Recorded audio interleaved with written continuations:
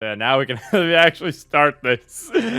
I ain't talking no more beefs between the unless unless a certain I am hoping to God a certain somebody does not drop during the stream.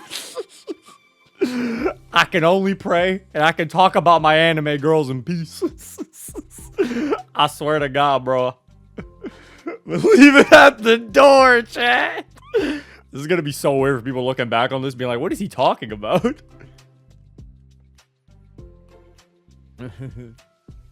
Anyway, if he does. Anyway, welcome to the other episode of Doki Discussion. I am here by myself. Monika is actually in the middle of she's kind of busy doing something right now, so yeah, I have to do this alone, but I'm not fully alone. I got chat's here, and by chat kind of being here, like, you know, if they give bits or if they donate, then, you know, their voice goes over on the sound, so, you know, it's like I'm not fully alone. You know, we got chat exists. It's like they're here with me in spirit. Anyway, so today's Doki discussion is actually a little interesting because in the beginning now, I got some topics to actually talk about from Twitter. I tweeted out, I think a while ago, I think it was like the day before I was supposed to stream it, but I tweeted out, like, if people had any topics that they wanted me to talk about, and I got some replies. There you go. So I got some replies, so I'm gonna try to answer these the best of my abilities. I say answer these best of my abilities. I mean, actually, oh yeah, I don't know what some of these are. Some of these might be hard to really discuss. Some of these might be easy. I don't know. We'll see what happens. Once I run out of those, then obviously me and chat can talk about whatever. But we got some. DJ says Twitter gross. Yeah, it's not a platform I'm proud to use, but it's a platform that I use.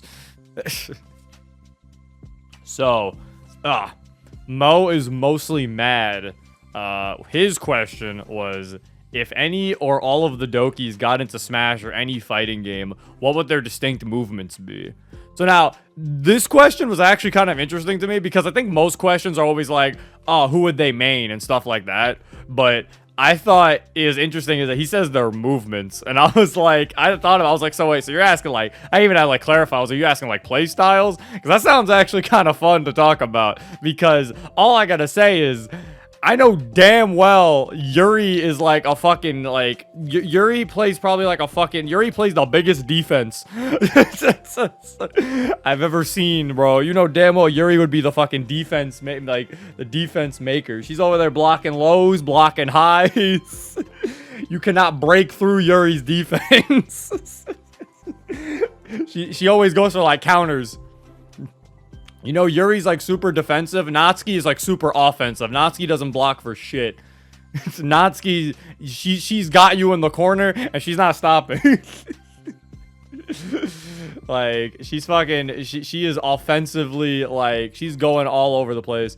Sayori probably is a spammer. Sayori's probably a projectile spammer.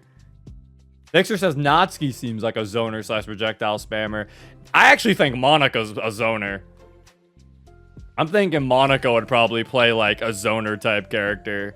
Like to basically like lock you the fuck out. Because that sounds like the type of character. Monika's gonna play the character that has a 0 to death in the game. Like, I'm gonna be real. Like, she's playing the character who has some sort of 0 to death.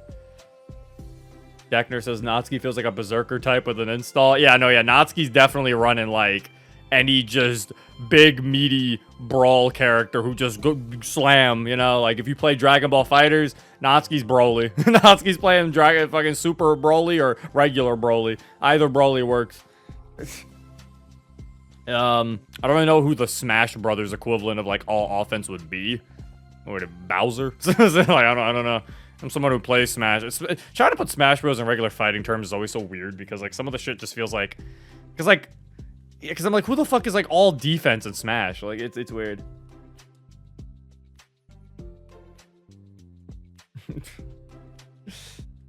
Dixter says, which Doki would be the best / worst at aerials though? Like aerial combos? Probably be Monika. I still feel like either Monika or Natsuki would be like the ones who would probably be like the best at the game in general. Because Natsuki's definitely seems like she's a gremlin enough to like be a fighting game player. Like, while Yuri probably would probably be the worst just because having no experience. Or maybe Sayori would be the worst because she would probably just spam moves and just button mash. Sayori's definitely button mashing. I forgot to mention that. Sayori is button mashing. She does not know how to do any inputs. Sayori is not inputting any combos, any special moves. She does not know command inputs to save her life. Sayori is the person to say, what is a quarter circle? Like, Yuri is probably too big. Yuri's got the blocking down, but I feel like Yuri's offense would be terrible. She does not know any combos either. She's just hitting you with, like, the 3-hit combo, and then she's going back to blocking. Like, she's not capitalizing too much. She ain't doing no Dragon Punch. She ain't doing no DP. But yeah. So yeah, I guess to answer it, Natsuki, all offense. Yuri, all defense. Sayori, button masher. Sayori's a button masher. She's mashing stuff. If she doesn't input by accident, she'll just spam the projectile. Sayori's throwing out Hadokens constantly. No. It's called zoning. Trust me.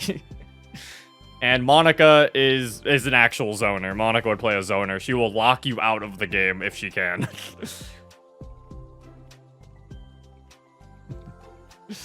Yeah, fucking. That's what I think their fighting game playstyles would be.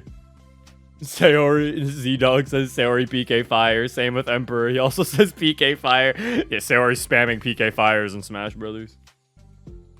So all for hate fun, say Emperor. I mean, that's just fighting game playstyles. You gotta go hard. Alright. Onyx Void asks, what are your favorite kinds of DDLC mods / fan-created stories? The lighthearted, more fun stuff, the deeper or mature stories, etc. And also, what kind of story or topic would you like to see being tackled in a mod or the likes in the future? Alright, so I do get this. I get the latter question asked a lot. Like, what kind of story or topic would you like to be tackled in a mod or the likes in the future? And to that one, I think I say, I don't really know. I feel like we've had so many like stories and shit already that it's like, like it's just really, it's really just like, I feel like nothing has not been touched, you know, like trying to really put into words. I feel like nothing has not been, I feel like every story's been kind of, not every story, don't get me wrong, obviously, let me rephrase that. There's no way you can write every story. I think any story that I could possibly, like, really think of wanting to see, right? Like, you know, everyone's written the stories of the whole, what the game would be like from the girl's perspective. Actually, wait, I have one. While I was saying that, I just thought of one. One I feel is never tackled at all whatsoever. I don't think there has been a story that has tackled the events if, like, after the regular base game ending. Every story that takes place after the events of DDLC, it's always after, like, the good ending, or it's always after, like, you know, everything was deleted. I want to see a story that makes it that, what if Monika didn't delete Sayori at the end of the base game? I want to see a story where MC is in the game that is now in control by Sayori, and there's no Monika basically because Monika was deleted. So it's just him, Natsuki, Yuri, and Sayori, and he has to somehow, like, maybe you could give him some sort of awareness to make this more interesting, obviously. So you can give him some sort of awareness here or there, like, basically. And yeah, he has to try to somehow fix this while Sayori is basically the villain because she has the epiphany. Like, I feel like that has never been tackled. Like, no one has ever decided to be like, what happens if we made the story with Sayori who gets the epiphany? Because I would be curious, because from what we could also tell from the ending of Act 4, Sayori is also way more, she's way more, I don't know the word to use here. She's way more, I want to say violent, or more, I guess, cut to the chase than Monika is. Because Hell, fucking Sayori literally just like immediately made Natsuki and Yuri leave just to keep you there. Like, or you could have Monika in the story, but make it that she can't delete Sayori. Maybe make it that instead of deleting Sayori and deleting the whole game, she like teleports MC away because like maybe she still has some power regained of the game or something. And then, but it turns out Sayori has like all of it. Like, I think that could be really interesting. I don't know. Because I think I mostly thought about this because someone mentioned how there's no mod where Sayori is an antagonist. And I was like, well, yeah, you can't really make Sayori an antagonist. It's kind of hard because it's just inherently with her character. Unless you fundamentally change her personality, you can't really have Sayori be an antagonist in a story. You know, it's kind of hard to do that. It's kind of similar to someone like Yuri. You can't really have Yuri be the antagonist of your story unless you fundamentally change her entire personality to fit that of an antagonist. Which is arguably what DDLC does with Act 2, but, you know, that makes sense. So it's like, but I think with that idea, I think it could actually work. That's how you could make Sayori an antagonist, in my opinion. I know, hold up. Evaporated Rain says, would that work as a story? I mean, I feel like it could work as a story depending on how creative you get with it. Like, I think, given the circumstances, I think you can definitely get creative with it enough to work as a story. As long as you don't just kind of sit there and just... Because at one point I was like, you could just sit there and do a whole kind of retelling of Act 2, but in your own, in people's own personal way of it being of a Sayori in charge. But I feel like that's less interesting. So I think going the more adventure meta route that I think Good Ending kind of goes a little bit, I think could actually kind of work. I think it could work out. Like, I think it could be interesting. You could have like, you could have MC and potentially Monika, like I said. Or you could have the story be about MC trying to bring Monika back so that somebody is able to stop Sayori. Because maybe he knows that he's kind of powerless in the situation. So maybe he's trying to find a way to break through and talk to Monika. I don't know. I think it could be... I feel like it's lost potential to me, personally. Because I feel like we have so many stories about the whole let's fix the game after Monika deleted it. But it's like, what about let's fix the game while we're all still in it? It's just, and even then, even then, it's the ones that say that are it's always at the beginning again in Act 1. So I'm like, what if we don't go back to Act 1? What if we continue Act 4? Dragon King asks, so it would be like DDLC, but Sayori's in the role of Monika, but she's more trigger happy. Yeah, basically, that's what I'm kind of thinking. Like, it's DDLC, but not entirely, because I feel like you could make the argument of making MC maybe more aware of his own surroundings, maybe. Maybe that's Monika's final, like, hurrah. Like, maybe she, like, passes on some awareness to him or something, so that he's able to help him, like, he's able to help it himself. Lit Club 27 says evil Sayori would be a scary thought. It would be. I feel like it would be weird because it's something where it's like you don't see her normally in that role, and I think that's what made the base game's normal ending so uncanny, was because you got to see Sayori in this like different light that you were like, ugh. Also, obviously to represent, it was supposed to represent just how, you know, deep this whole epiphany goes, because you're like, damn, like, even someone as innocent as Sayori can still be corrupted by the epiphany. Jesse says, how about we don't fix the game? How about we don't fix the game and let Sayori stay in charge? Deckner says Monika ends the scene early with a fade to black. She puts dissolve. With dissolve scene full.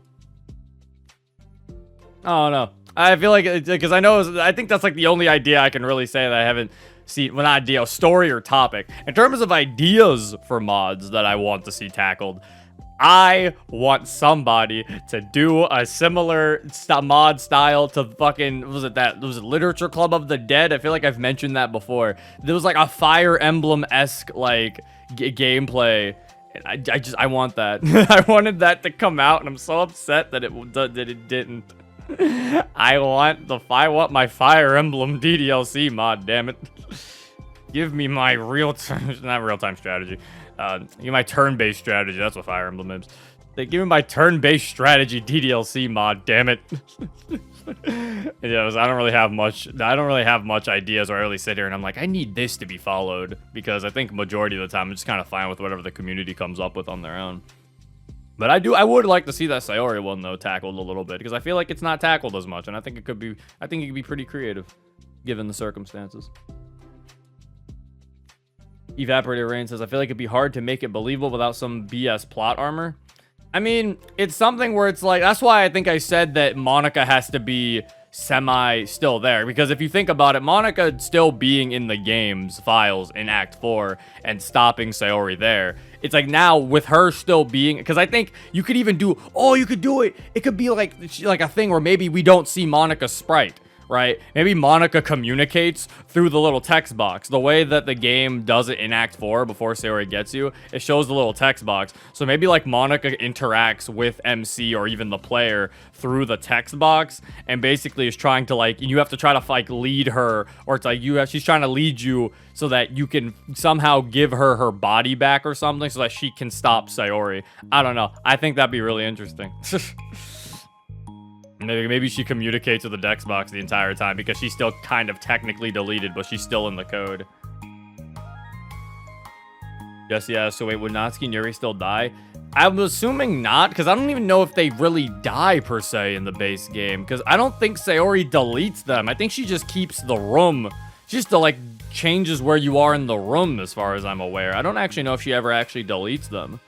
I could be remembering wrong, but I don't remember a console command showing up when they leave, or her deleting them. Maybe she does. I'm not sure. Does she delete them? 'Cause I don't actually remember that. Misty Rain 101 says, you know, it would be trippy where Monika remains deleted to keep the other Dokis happy, but because she is sort of permanently infused into the game's code, and her guilt manifests as corruption of the world. So she has a story about being able to confront her past actions or to save the other girls. That would be kind of cool. So basically, like, so similar to those mods that are like, oh, we gotta fix the game in the sense that it takes place afterwards, but instead of it being like, let's prevent Monika's actions let's prevent her from doing what she did, it's more of a Monika story of like her, like, you know, challenging herself. That could be interesting. I like that one. That's actually a pretty cool idea. Is her being like permanently infused into the code, and her guilt manifests as a corruption. Her guilt manifesting kind of makes it sound similar. I think that reminds me of kind of a Keeper of Reality kind of ad, where like the evil parts of the game like had like an evil Monika or something. Like I thought that was kind of cool still. But yeah, no, that one actually sounds really sick though too. I like that idea. That sounds cool. If only I knew how to code, says Misty. I mean, you can always learn. Hey, who knows? Maybe somebody will take the idea. Hopefully they give us credit. Or give you credit at the very least. That's just not my idea. I mean, it's okay. I remember when I first had to learn how to code. It took a bit, but overall, I like to think I gotten pretty good at it. Why don't you do it? Because I'm already working on my own thing, Mississippi King. I'm gonna make two things at the same time? DJ says, I always think they're all in a game like they're wired in or something, like they're being tested on. Oh, you're talking about like they have like real they have like real bodies somewhere and they're like sword art all online into the game. I mean, according to the DDLC side stories, we have confirmation that they are in a world and they do exist in that world. They don't exist in the real world. Fixer says, I gotta say, Zero, a DDLC modding tutorial by you would go hard. Honestly, I've thought about it. Like, I've thought about making a DDLC modding tutorial just to like help people with like basics. It's just there's so many tutorials out there already, but like, I don't know, I still see people say things where they're like they still don't really know, so maybe those tutorials aren't very helpful, or maybe they just don't get spread around too much. So it's like, I don't know, I do think about doing like a tutorial thing or something, even though I don't feel like I'm the guy who knows everything about this sort of thing. But because I do know there are, because I know there's like a playable mod that kind of teaches you. I know I used that way back in the day, but I think at this point it's super outdated and it wasn't the best. It was like Monika teaching you how to mod. It was cute though. I think it was made by the After Story people now that I think about it, but it was cute and it helped like a bit, but it didn't help me too much when it came to a lot of other stuff. I mean, I don't know, maybe we'll see. Mississippi King says, I'd legitimately try if you taught us. Misty says I could use that mod. I don't know. Maybe. It's like, but yeah, I do. Yeah, Evaporated Rain confirmed it. Yeah, it's an after story. Yeah, the after story devs. Yeah, they had a one that teaches you how to mod. I remember, and that one kind of helped me because I think that one even had like little examples. They would like say, okay, now you try. You know, like they would put in little things like that and here and there. I thought that was cute. It was a nice little thing. It taught me the basics, but like I said, overall, it didn't really help me all too much when it came to a lot of other stuff. I think a lot of the other things kind of had to learn on my own, but I also think that kind of just comes with coding. I feel like a majority of coding stuff is stuff you kind of have to learn through experience instead of being told it. I think half the shit that I come up with for Vigilante or half the shit I figured out how to do for Vigilante or even in my custom mods, I just kind of winged it. You know, like it was a lot of tinkering and fucking around, and I'm like, oh, that's how that works. I can just figure or looking shit up. But I mean, I could probably teach the most basic of basics though, like applications to get what certain commands do and vice versa, and sending some links. I don't know. Maybe that is something I'll make in the future. Considering how many people have their eyes on me and considering who I am in the DDLC space, I feel like that could be pretty helpful for a lot of people. Dragon Kick says, what do you mean, chat? Zero does that when he does Twitch makes a DDLC mod. He shows us how he does it. Not really. I show you, without explaining. DJ says, if you do show us the apps, they'll give us a virus, I swear to God. The only apps you really need to mod are RenPy, Python, and Visual Code Studio / Atom, depending on what you want to use to code. That's really it. There's no other like applications you really need. Like honestly, those are the only ones that really matter. Teach us how to slide characters in from off screen. R11 if you want them to come from the right, and then yeah, there's only really the right one that's defined, I think, at default by the basic game. You have to put in the left one, I'm pretty sure. You have to control that, I think. Yeah, you have to put that in your definitions to do a left from the slide in from the left. That's a custom command, but built into RenPy, if you just type at R11, like show Sayori at R11, she will slide in from the right. You're welcome. You can also look at the regular DDLC code if you ever want to figure out how to get some of that stuff working. But also, oh shit, Onyx had another question in the beginning of this I didn't even talk about.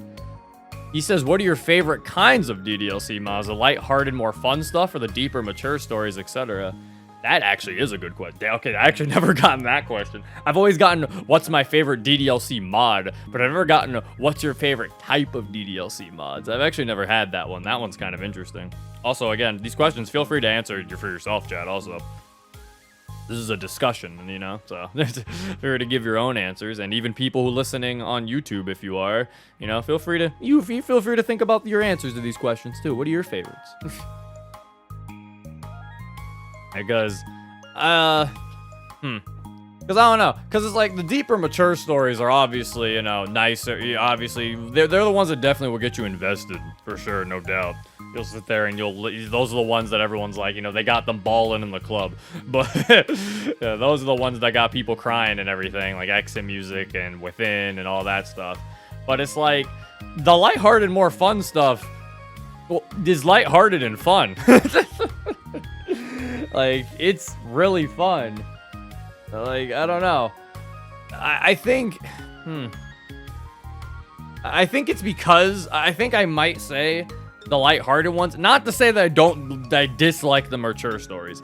Like, I love both types of DDLC mod stories.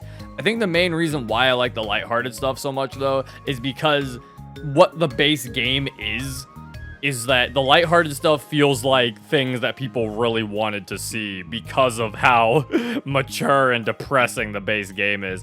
And it's almost like, it's kind of why I'm not really a big fan of horror mods for the game, because I'm already like, when am I getting a horror mod for a game that's already a horror game? Like, it just feels unnecessary. It's like, I already got a horror game. It's why there's so many mods that are about, like, you know, just dating the girls or helping them with their issues, because it's the opposite of what the base game was. You never got the ability to do that in the base game. So, of course, you get a bunch of mods, you know, being the exact opposite of that. Because I see so many people ask, why aren't there a lot of horror mods? And it's like, well, because would you make a horror mod for a game that's already horror?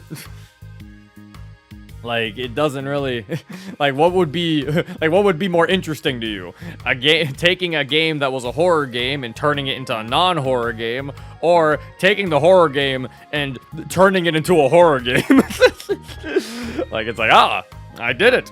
I turned my horror game into a horror game. So yeah, it's like, I think that's why I kind of preferred the lighthearted stuff more, just because it's actually different to what was already experienced. So, you know, and plus, I don't know, it's fun, as the title suggests. Sometimes I think with deeper, mature stories, sometimes you can I feel like people get into a problem sometimes with like mature stories with a depressing topic. They think of a topic and they'll be like, yeah, this is really depressing. And the problem they get in is that the entire story is non-stop depressing, to the point where you start to get even bored of how depressing it is. Like, you're not even sad anymore, you're just bored, because you're just like, oh, well, now that sad thing is happening. Oh, now that sad thing is now happening to that person. Oh, okay. You know, it's like, you're gonna have more of an impact on seeing characters be happy and then something sad happening to them than something being consistently sad. Something being consistently sad just gets tiring and just kind of like, like, okay, yeah, sure, oh yeah, life sucks, yeah, oh yeah, oh, that now that happens, oh man. Like, I guess to give an example, it's kind of like the ending of Exit Music, right? Like, spoilers if you haven't played Exit Music, the original Exit Music, where it's like, oh, Natsuki's dead now. Oh, okay. MC stays shut in his house. All right. He missed the funeral. Okay, sure. Why not? Oh, Yuri and the girls are still not getting along. Okay, sure. Like, it just felt like everything was just really hammering to try to make it as depressing as possible, to the point where you were just like, what is even happening anymore? Like, they're just like, look at it, look at how sad it is, he missed the funeral, next they're gonna get a call that his dog's dead. I'm just like, god damn, guys. Like, it's just like, how much depressing shit you gotta take. Let me see. Does it just depend on how you're feeling that day, says Dragon King? I mean, maybe, I don't know. Because like I said, like, I think if I'm mostly just saying lighthearted if I had to choose. Like, I don't have a problem with the mature stories. It's just if I really was at, like, gunpoint and told, choose which one, like, I'd probably say the lighthearted ones. Like, that's really all it is. Like, I still think mature stories are great, too. Evaporator Rain says, I don't know, I just need to be invested in the story. That, too. I think, like, a fun little lighthearted story can still be invested. It can still have investment, too. So, yeah, it's like, really, at the end of the day, I really don't have, like, one where I'm like, oh, I don't want to look at that. I don't want to play a mature one, you know? It's like, I think the only thing I think about that is, like, shit posts and horror. Those are typically ones, like I said, I'm not really a big fan of or try to search out, because a lot of times it just kind of feels, unnecessary. Bug says, so what you're saying is you want a mod where Monika dies. That's plenty of them. So like, I don't think that's happened a lot. If anything, I'm starting to wonder how many people think that, starting to question how many people really think that just killing these girls is just like, I gotta kill somebody to make it sad. It's like, no, you don't gotta do that. Yeah, I feel like we've already passed this point, I think, in the community, though, luckily. I think we passed the era of where people think that, I gotta kill somebody. Oh, shit. Gotta have tension. Alright, gotta kill a teenage girl. Like, I think we're already kind of past that point, luckily, it seems. Because, yeah, it's like, you can still make things sad or even tell a good story without being like, I gotta include someone being dead. Someone's gotta die. Like, we're not watching a shonen. Someone doesn't have to die.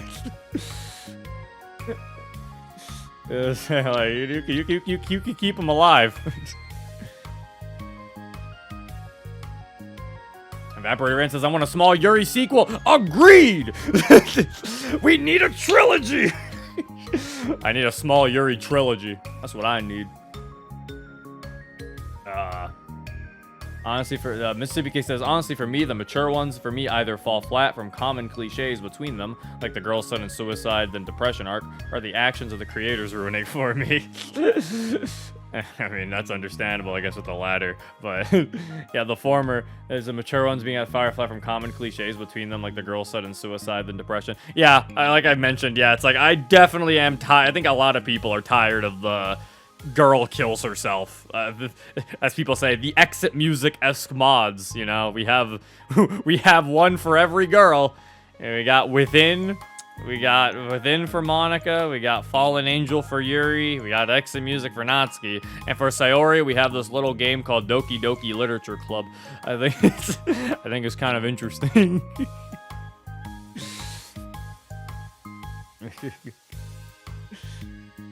You know. But anyway, yeah, I don't know. I don't really have a specific. I prefer funny mods like DDLC Abridged, says Lit Club. DDLC Abridged is definitely one of the funnier, lighthearted ones for sure.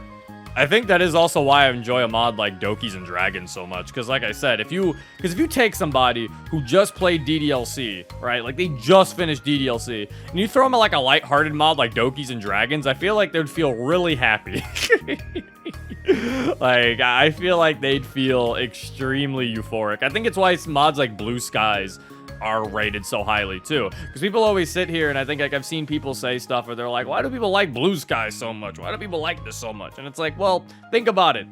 Someone just got done playing DDLC. They're slightly upset because they're like, oh man, I really like those characters.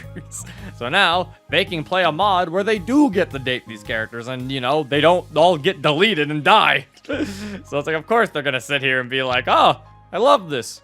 Also because Blue Skies is pretty good on its own too. So yeah, it's like, it's like, of course Blue Skies is gonna be the one that's gonna be the thing that everybody's gonna love to play, you know? This makes sense. It's like, if it's the one that everyone loves to play, it's got pretty high production values. It's why Purist mod is also like the other one everybody used to play until Blue Sky showed up. Now everyone recommends Blue Skies first, and then people would probably say Purist, maybe. I don't know. Purist doesn't get actually mentioned as much, though, to be honest. But, yeah, it's like it makes sense, I think, when it comes to people wanting lighthearted stuff. But at the end of the day, I don't know. I don't really have a personal preference, but if I had to choose, I'd say lighthearted.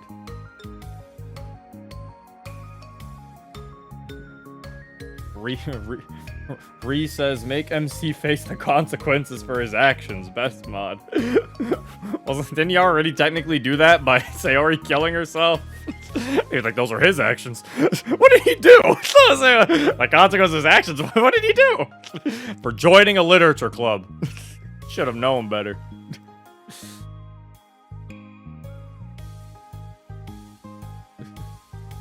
Fixter does say, despite all the DDLC mods I've experienced, I can't really form a bias for either lighthearted or serious, but I take those mods any day over a shitpost, especially higher production ones. Yeah, I don't really have it against anybody who prefers shitposts, but it's like, me personally, I'm not a huge fan. Mainly because a lot of shitposts just kind of rely on haha funny memes, and I'm like, oh, you know. Bug says Memc's actions, talking to women. He should have known better. Operator says, I wish mods launched and completion. Been seeing a lot of mods separate in acts recently. Well, that, as someone who is guilty of such thing, the main reason why people have been doing that is because creating a DDLC mod, it takes a long ass time. Like, I think compared to certain other communities and stuff, when they create, you know, mod stuff, it's like, it takes a long ass time for people to really make some of these things. So a lot of the time, if people did sit down and want to create and be like, I'm not releasing until it's fully done, you're gonna be waiting like a really long time to even see anything about it, or that person would just have to keep posting teasers for like 3 to 4 years. So and it's something where it's like, or the other option is What if I just release this in a chapter-based format so that, you know, I can give people a little bit of content here, a little bit of content there, so that, you know, and also it helps them get feedback in the middle of their story, so maybe they can do some touches as they go on, you know, and vice versa. And I don't mind the chapter format. I think it works. In my opinion, it works out pretty well. Because it also kind of reminds me of how a lot of other stuff is handled. Because it reminds me of like how, you know, how animes handle arcs and stuff. You know, how an anime will take a hiatus after an arc. You know, so it's like with mods having like a chapter and then a chapter. And, you know, or even how mangas have chapters. So yeah, you know, it's like, I feel like it works. Especially, even look at something like Deltarune. Even Deltarune is now separated in chapters. But I can definitely understand where you're coming from, though. It is definitely sad. Like, don't get me wrong. I know it is definitely disheartening and annoying to, like, be playing a bunch of mods and then be greeted by that to be continued. Or to be greeted by that, you know, end of chapter 1 or something. Like, no, I definitely understand that. Like, 100%. Like, it definitely sucks. Don't get me wrong. It's just... It's just something where it's like... Because I think I've seen one mod. The way one mod did it was, I think a few I've seen, is that they've released a few over, like they had a bunch of it done, but they still split it up. But they just released it periodically. I don't remember which mod did this, but I know a few did this. I want to say, Club Meetings did that, and I think, what was it? There was another one, I think, did that. It was like Branching Paths, I think was its name. I think they did that too, if I recall correctly. Because I feel like all of their stuff was done, and they just kind of released little pieces. They released it in chapters, but because everything was basically finished, they were able to just cut and release in a periodical order. And so, yeah, it's like, that's fine, but again... See how long it took Club Meeting, the Club Meetings dev, and I'm assuming the Branching Path people to even make that stuff. So it's like, you still have to wait a long ass time to even do this, even do that. So, I feel like it's fine, and I feel like with the type of community we're in, it's useful for the fact that not everybody does one way. Because in my opinion, if everybody did it one of these ways, things would be terrible. Because if everybody did chapter-based mods, then yeah, we'd have a bunch of unfinished shit just running around, and there'd be no finished mods whatsoever. And then, if everybody did it the other way, we would have nothing releasing for the longest time, and all we'd be seeing are teasers. The entire subreddit would just be teaser after teaser with no release of any sort of content at all. It would just be like, oh man, you see that guy's teaser? Man, you see that guy's teaser? Oh man, that guy's teaser. You know, it's like, I'm glad that we have like kind of a mix of two, where some people still do chapter-based stuff because it works better for their schedule, and then you have some people who do straight up just wait to release stuff when it's finished, and you know. But I also think that obviously depends on the length of your story, though. Like, obviously, if your story isn't that long, you're not going to release it in acts because, well, it's done. It's not going to take you that long to finish it. So, I do think longer stories having little act split-ups are fine. It's, like, makes sense. Bug says, yeah, no, weekly releasing like that is less about getting product out, more about creating a period of excitement. Yeah, that's what I was saying. Yeah, that one's definitely more about that, but it's not exactly the same. But yeah, that's where I was like, I think I like the mix, but I can definitely understand the painful wait. I just like to, I like to compare it to when that anime that that manga that you're reading that's finally getting adapted into an anime, and then, you know, we got to the 12 episodes. Gonna have to cut it here. So then you're like, well, now I gotta wait months until the fucking season 2 comes out. So that's really what I like to compare it to. Hunter x Hunter says bug. Now, see, Hunter x Hunter is a different story. That one just goes on hiatus all the time because the mangaka gets sick and then we all cry. Hunter x Hunter is just a sad life. Fixter says, see, Chad, it's okay for Zero to delay Vigilante for nearly a year. Hey, man, I've been working. It's hard. It's hard making this shit. Honestly, the other thing is because I didn't want to I didn't want to give an updated demo. I don't want to be that guy and be like, guys, I've given you an updated demo. Like, no, they're like, I ain't doing that. You're getting the chapter. You're not getting anything yet. Like says, imagine if Vigilante just stopped after chapter 4, and then chapter 5 came out when 0 was 30. That's Hunter x Hunter. That would be me releasing Vigilante as Hunter x Hunter. I'd be like, guys, I'm here. Yeah, it's like, I've seen some people do the updated demo idea, and I can definitely understand it if you feel like you want to give something, but I don't know, I feel like that's just like pissing people off more, at least in my opinion, is why I wouldn't do it. Other people are free to do it, you know, whatever. I don't really have a, you know, personal gripe. It's just that's how I always saw it. I feel like if I were to release an updated demo of chapter 4, I don't think people would like it. I feel like they just get pissed off because they're like, finally, more content. You know, they're like, oh, 0 released something. It's not finished. So they're like, what the fuck? It's the not finished thing of the unfinished thing, basically, because it's still chapter 4. But also, I don't know. That depends on how you view chapters, though. Like, because it's like that depends on how you view chapters. Because now we get into the topic of if you view a chapter as a full release. But then the problem with that is it depends on how, I guess, the chapter is, how the story is presenting the chapters.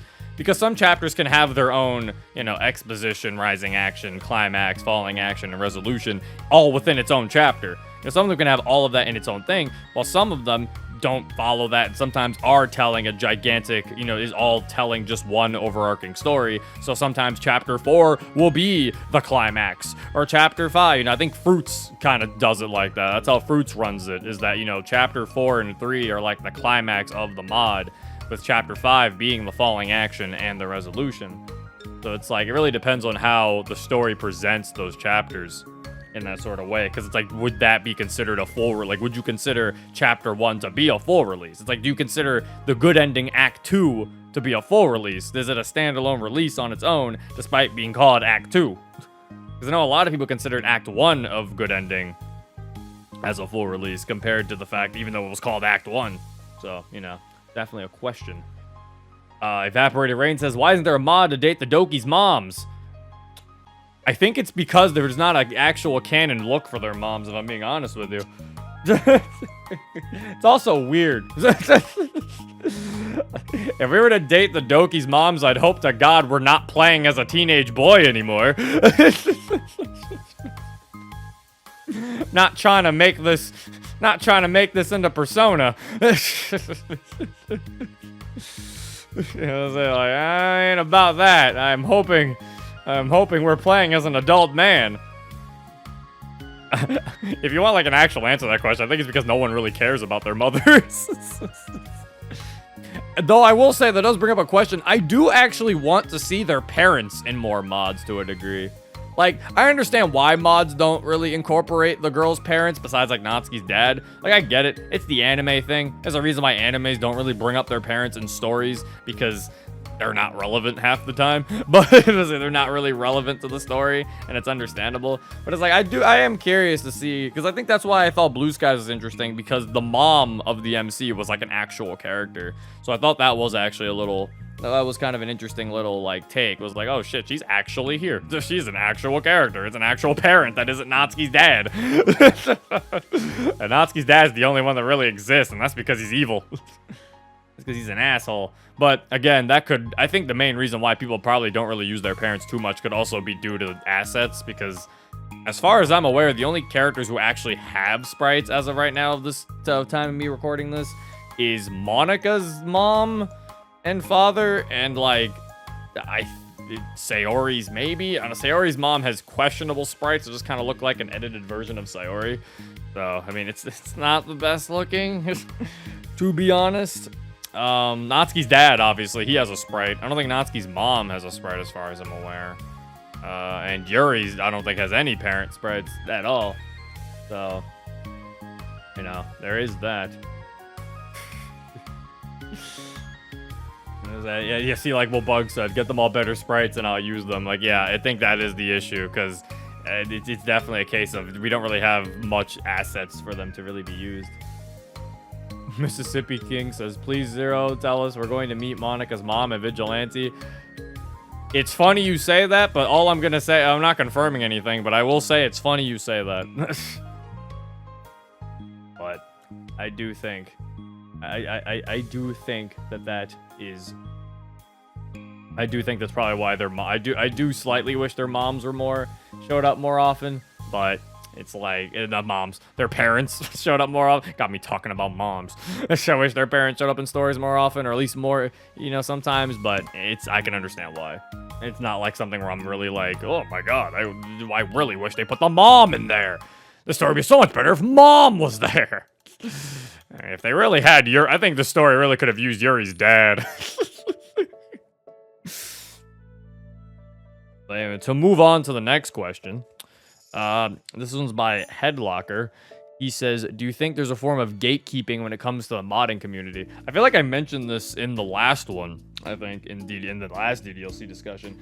So I won't dwell on it too much, because I think I talked about it in the last one, or was the first episode, where I said, kind of, but I think that's just kind of in a lot of modding communities in general. It's not exclusive to DDLC from what I've seen, because apparently the Friday Night Funkin' community has the exact same issue, where it is certain people, I guess, kind of being like, oh, people are kind of gatekeepy for a lot of their stuff. But that's also, I guess, the internet in general. The internet definitely likes to gatekeep a lot of things and gets upset when certain things get popular and vice versa. And, it's the whole, when something is popular, I don't like it.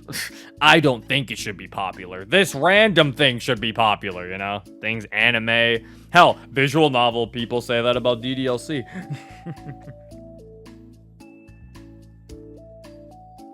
Visual novel fans say that about, it's like at least the really butthurt ones say that about DDLC. Where, they're like, DDLC's overrated. It should never have gotten as popular. What really should be popular is my favorite visual novel, Johnson's Quest, or like some random ass one that probably has a porn scene in it. But it's obviously me generalizing. Calm down, visual novel fans. But, it's like, I think there's always some level of gatekeeping just due to the way the internet really is. Like, it's just kind of, it is what it is, I think. I never understood gatekeeping when it comes to a lot of stuff. It's, the more people who can experience something, the better, honestly. Also, the better it'll perform. Like, because I understand people are like, but they won't understand it the same way I do. Then teach them.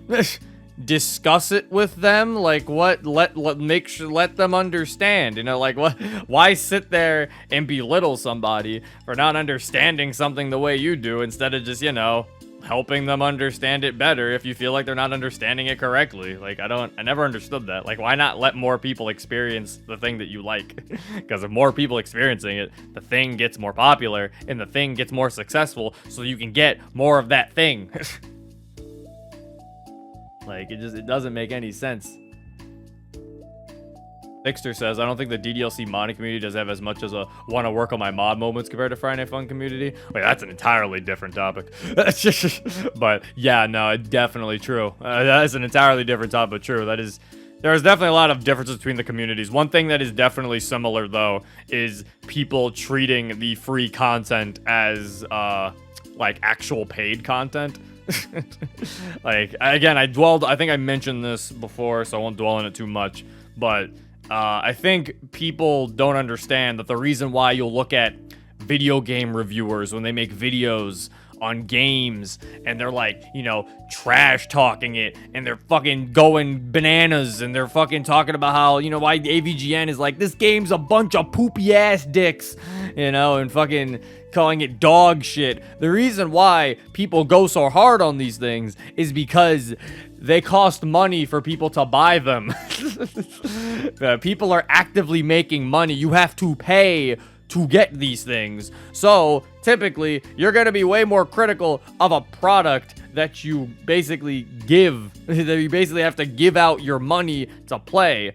Is a reason why people say things like, I'm not gonna really be too harsh on Fortnite because it's free to play. Like, you can hear that from like some of the most regular ass reviewers. They'll say things, typically when it comes to free games, people are way more passive because they're like, well, it's free, I can't really complain too much because I didn't spend any money to play this. You know, it's like, there's nothing really came out of this for me. Like, I didn't really have to put in anything. So I don't understand why people don't hold that same energy for like mods. Like, that's why you shouldn't be super hard on the mod, because not only is it free, but it's also being made by, like, Jimmy on his spare time when he's not working on his college homework. It's being made by Jimmy on his spare time when he's not working on his college homework, or a group of friends who decided to make something together and just release it. So it's like, you're not even dealing with like an actual game developer. You're dealing with just some people making something for the fun of it. Like going to a child's drawing and being like, this sucks! You can do better! You fucking just pointing at it, like, what is this garbage? It's a fire truck! I've seen better fire trucks in hell! Like, it's just like, what are you doing? Like, you look silly. Like, that's all it is. Like, you look silly. Like, I think, because like, even when I make videos on mods and I talk about them, if there's something I dislike, typically I try to explain where I'm coming from, and I also try to make sure I'm not being an asshole. Like, I try to make sure I'm not being an asshole, and I'm not like saying, oh, this thing fucking sucks. Like, you know, because again, it's like, there's no point in saying that. Like, it's just gonna hurt someone's feelings for no reason at all. Especially considering it's like, someone probably worked really fucking hard on that thing too. Because since they're not a game developer, you know, they probably had to work even harder to even learn how to do any of this shit to begin with. So it's like, yeah, it's like, I don't want to be hurting people's feelings. So yeah, I don't know. I guess I'm not gonna dwell on this too much because I mentioned it before, but yeah, it's always silly to me when I see it. It's always a bit silly. Silly billies. I feel like if anybody wants to legitimately criticize visual novel stuff, or you want to legitimately criticize DDLC mods and writing, buy some actual visual novels. Play actual visual novels. Like, there you go. Then it would make sense. You can be super critical of Clannad on Steam because you bought it on Steam. You spent money on a retail product made by actual people. It's like, go play actual visual novels. If fan-made works aren't up to snuff for you, then go play an actual visual novel. Dragon King, but Mr. Zero, I don't want to spend money on something I might not like.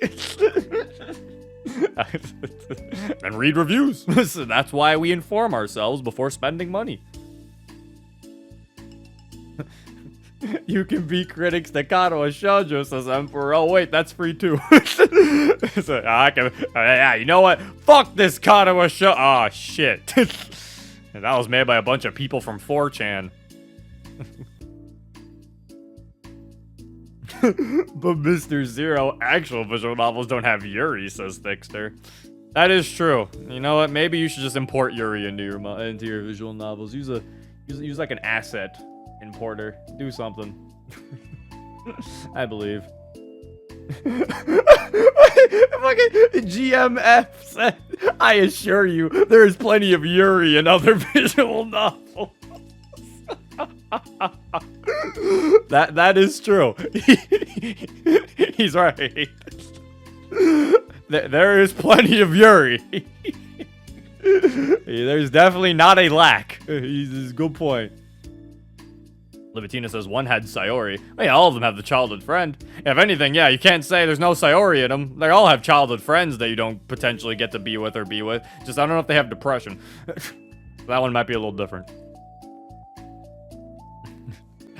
Xeno Glitchy says, I think I have an interesting question for you. If you're developing a DDLC movie, oh god, a movie, but I don't want DDLC to have a movie. I don't think DDLC works as a movie. Okay, Mike still answers question. Who are your choices for the voice actors of the girls in MC? Okay, well, I mean, I think I mentioned a DDLC TV show working. I remember, I think, was that in our last Doki discussion? That was I explained my pitch for a DDLC TV like anime, and I was like, how it would work. But voice actors, I don't know if I'm keen enough on knowing about voice actors to really sit here and be like, ah, yes, this person, no doubt, 100%. Like, for the record, you can't say yourself as MC and Monika as Monika, even though those would be the best options. No, I can't. I would not say myself to be a. Why do people take me as this? It's like when people ask me what my favorite mod is, and then they're like, you can't say vigilante. It's like, why would I say my own mod? Oh, like no, I would never say this. First of all, it's a cop-out question. Second of all, it's a cop-out that nobody wants to hear. And second of all, if I truly believed that, I think I'd have some issues. Like, I'd have to get some tissue because my head is way too far up my own ass. That's not an interesting thing. Danny DeVito as MC. Okay, you know what? Maybe chat should answer this. Fixter Zero as MC. Oh, never mind. I don't know. I mean, I think because I don't really know too much about voice actors, I guess the best I can really do is like try to explain what I guess the voices I could hear them as potentially. I guess, or like, you know, maybe even characters I've heard. Cause like, I guess now I could probably bring up the fact how I was never a huge fan of how Monika sounds canonically in DDLC. Like the little, the voice that she has. I think Jillian Ashcraft was her name. The voice that, you know, the voice that she has for Monika. I always felt she sounded a little too high. Like, you know, like high pitch, not high like as in not drugged. Like she sounded way too high pitched for me, to the point where I was like, that's Monika? Like, I don't know. It wasn't like bad or anything, obviously. I think it was just something where I was like, I feel like she'd be like a little low. Like that voice, just a little lower, not too mature. I feel like sometimes I've heard Monikas who sound like they're like, I've heard people like talk about Monika voices and they want her to sound like she's like 28 or something. And I'm like, I don't want her sounding like too mature. I think just a slight maturity to her voice, I think, is all I really would probably say I feel like Monika would sound. Because I always felt like the voice that Jillian had for her felt a little too high. I think the singing voice is fine. I think the singing voice is 100% okay. I just think the voice was a little too like high. I think she was also putting on a voice, though.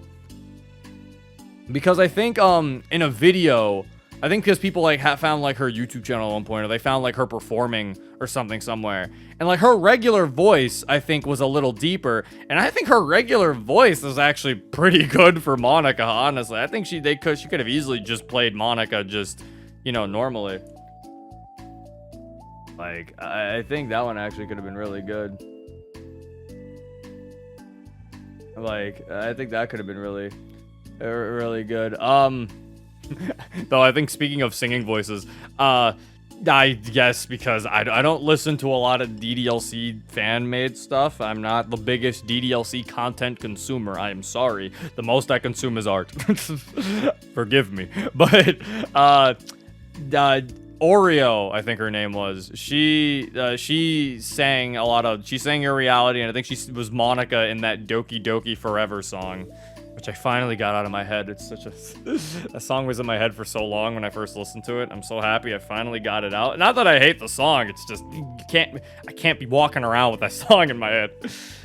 Her singing voice for Monika fit extremely well. So, I mean, that was very interesting. I like that. Like, I think Monika should sound like a little like should have a slightly mature voice, but she should still have the mannerisms and still, yeah, like Fixter said, she should still have the mannerisms of a teenage girl, which I think is something some mods actually seem to forget. I think even like After Story is kind of guilty of this, where Monika sometimes sounds like a walking dictionary instead of, you know, like a teenage girl. Because, like, that's what I thought was hilarious when the side stories finally came out. Because before the side stories, everyone had Monika talking extremely proper and everything and all this stuff. And I remember I always had, like, the feeling that Monika was kind of just, like, a typical teenage girl. Because basing it off of her Twitter account, the official Twitter account, how they would always make her tweet. And, like, the wording they make her use there, I was always like, she just seems like a normal high school girl. Like, I feel like she wouldn't talk like this. And then when the side stories came out, she's sitting here saying things like, that poem was so stupid. Like, she's using like multiple times and everything. And I'm like, yeah, that's how Monika would talk. Like, the only person who could make an argument for sounding like, you know, a talking dictionary would be potentially Yuri. But even with that, you kind of have to slow your roll sometimes. You don't want Yuri using a bunch of big words constantly. Like, Yuri, I think, can also speak pretty normally, too. Like, you know, I don't think Yuri always wants to sound like the smartest in the room. She just, you know, so happens to come off that way. Doesn't mean for it to happen. At least I think so. Hold up. Wasn't the side stories was that she intentionally tries to sound like the biggest in the room, though? I think Natsuki calls her out on that. I'm not sure if that was proven true or if it was proven false. I'm not sure. Mississippi King says that song has been in my work playlist for a while. I have not put that song on my Spotify, just in the risk of it getting back into my head. I love the song. It's just... no. Not yet. Deckner says, I like the way the Doki sound the Peruvian club videos use. I can't really base it off a lot of... Hey, my heart's beating when I'm hanging out with you. Why does my heart ache when I hear you feel the same way too? Why did he say it like that? Too? Why did the guy go too? Well, thank you for the 1,000 bits, Libitina, just to fucking put the lyrics of the song, you monster. I appreciate the 1,000 bits, god damn. But yeah, Monika would probably sound like that. Sayori, I think, would just sound like the typical, like, young, you know, best friend anime girl voice, you know? Like, I don't know, I'm trying to think. I guess I didn't really give an example of Monika's voices. Right, Monika's, I saw someone said, what was it? I don't know how to say her name. Allegra Clark, I think that's how you say her name, for Yuri. For those who don't know, that's I think the new voice actor for Mitsuru in Persona 3 Reload. And she also voices a lot of other characters too. I think she voices Shamir and Dorothea in Fire Emblem Three Houses. And it's like, I think that voice might be too mature for Yuri. I always pictured Yuri sounding like kind of, I think Yuri, because maybe that voice could work. I don't know, because like with Yuri's voice, you got two options.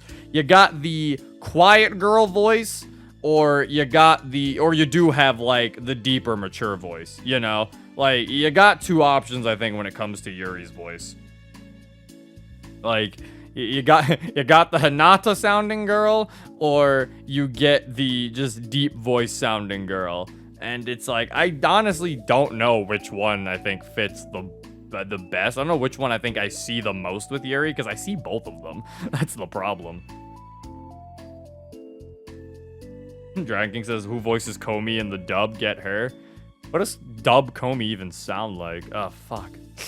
I feel like I've heard her, but like not... I don't know. I think, like I said, with Yuri, you can go either or, I think, with that.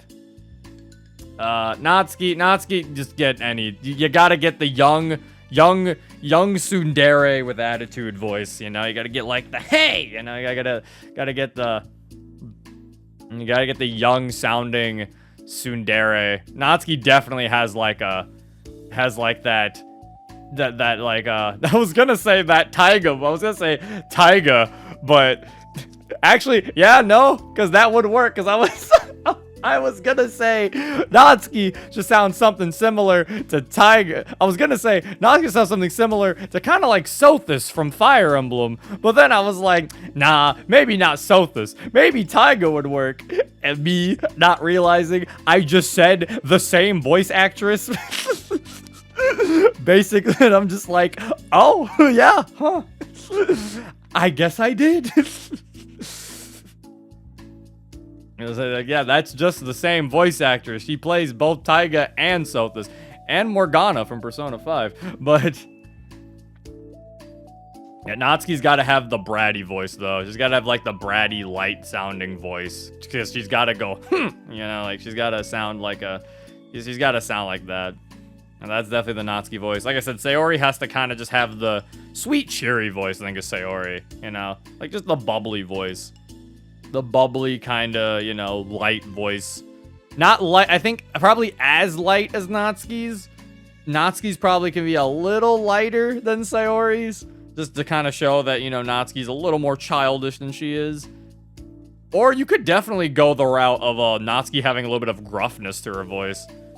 You could go for like a slightly nasally Natsuki maybe, or even something like that. You know, go for like the little gruffness to her voice if you want to, though. I think that actually could be interesting. But yeah, I definitely think, yeah, Sayori, you gotta have that light voice, the light little, I think the light, you know, cute Genki girl voice. I think definitely. Dragon King says Kid Trunks' VA should voice her. Laura Bailey?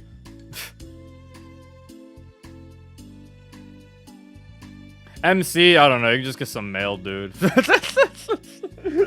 was like, I don't really have a, I don't think there's really a specific one for MC. Just get some guy. I don't know. Just get some dude. I think the most voices for him work. You just get a teenager. So you got a guy who can do a teenage voice, and basically, yeah, that's him. I guess he's gotta have to have some sort of like. He can't sound like a depressed teenager. He has to just sound like one who's just kind of like uninterested in a lot of things. I think mainly. Not uninterested, but not fully uninterested. He has to at least, because he is a little semi-interested when he talks to the girl, so he has to be kind of neutral on a lot of things. Basically, just, I guess, like, a lot of, like, the standard MC voices. I was gonna say Johnny Youngbosch, potentially, like, the voice actor of Ichigo, but I'm like, that's not really... I don't know if MC gives off that vibe. He might, actually. I don't know. Maybe. I mean, I could see it. Thinking about it, I could see it, maybe. Sure. Chris Pratt, no. A lot of chat saying Chris Pratt. No. Leave me alone. Leave Chris Pratt alone. Leave Chris Pratt alone because I don't want to see him. All right. But yeah. I couldn't really think of any voice actresses or voice actors on hand exactly.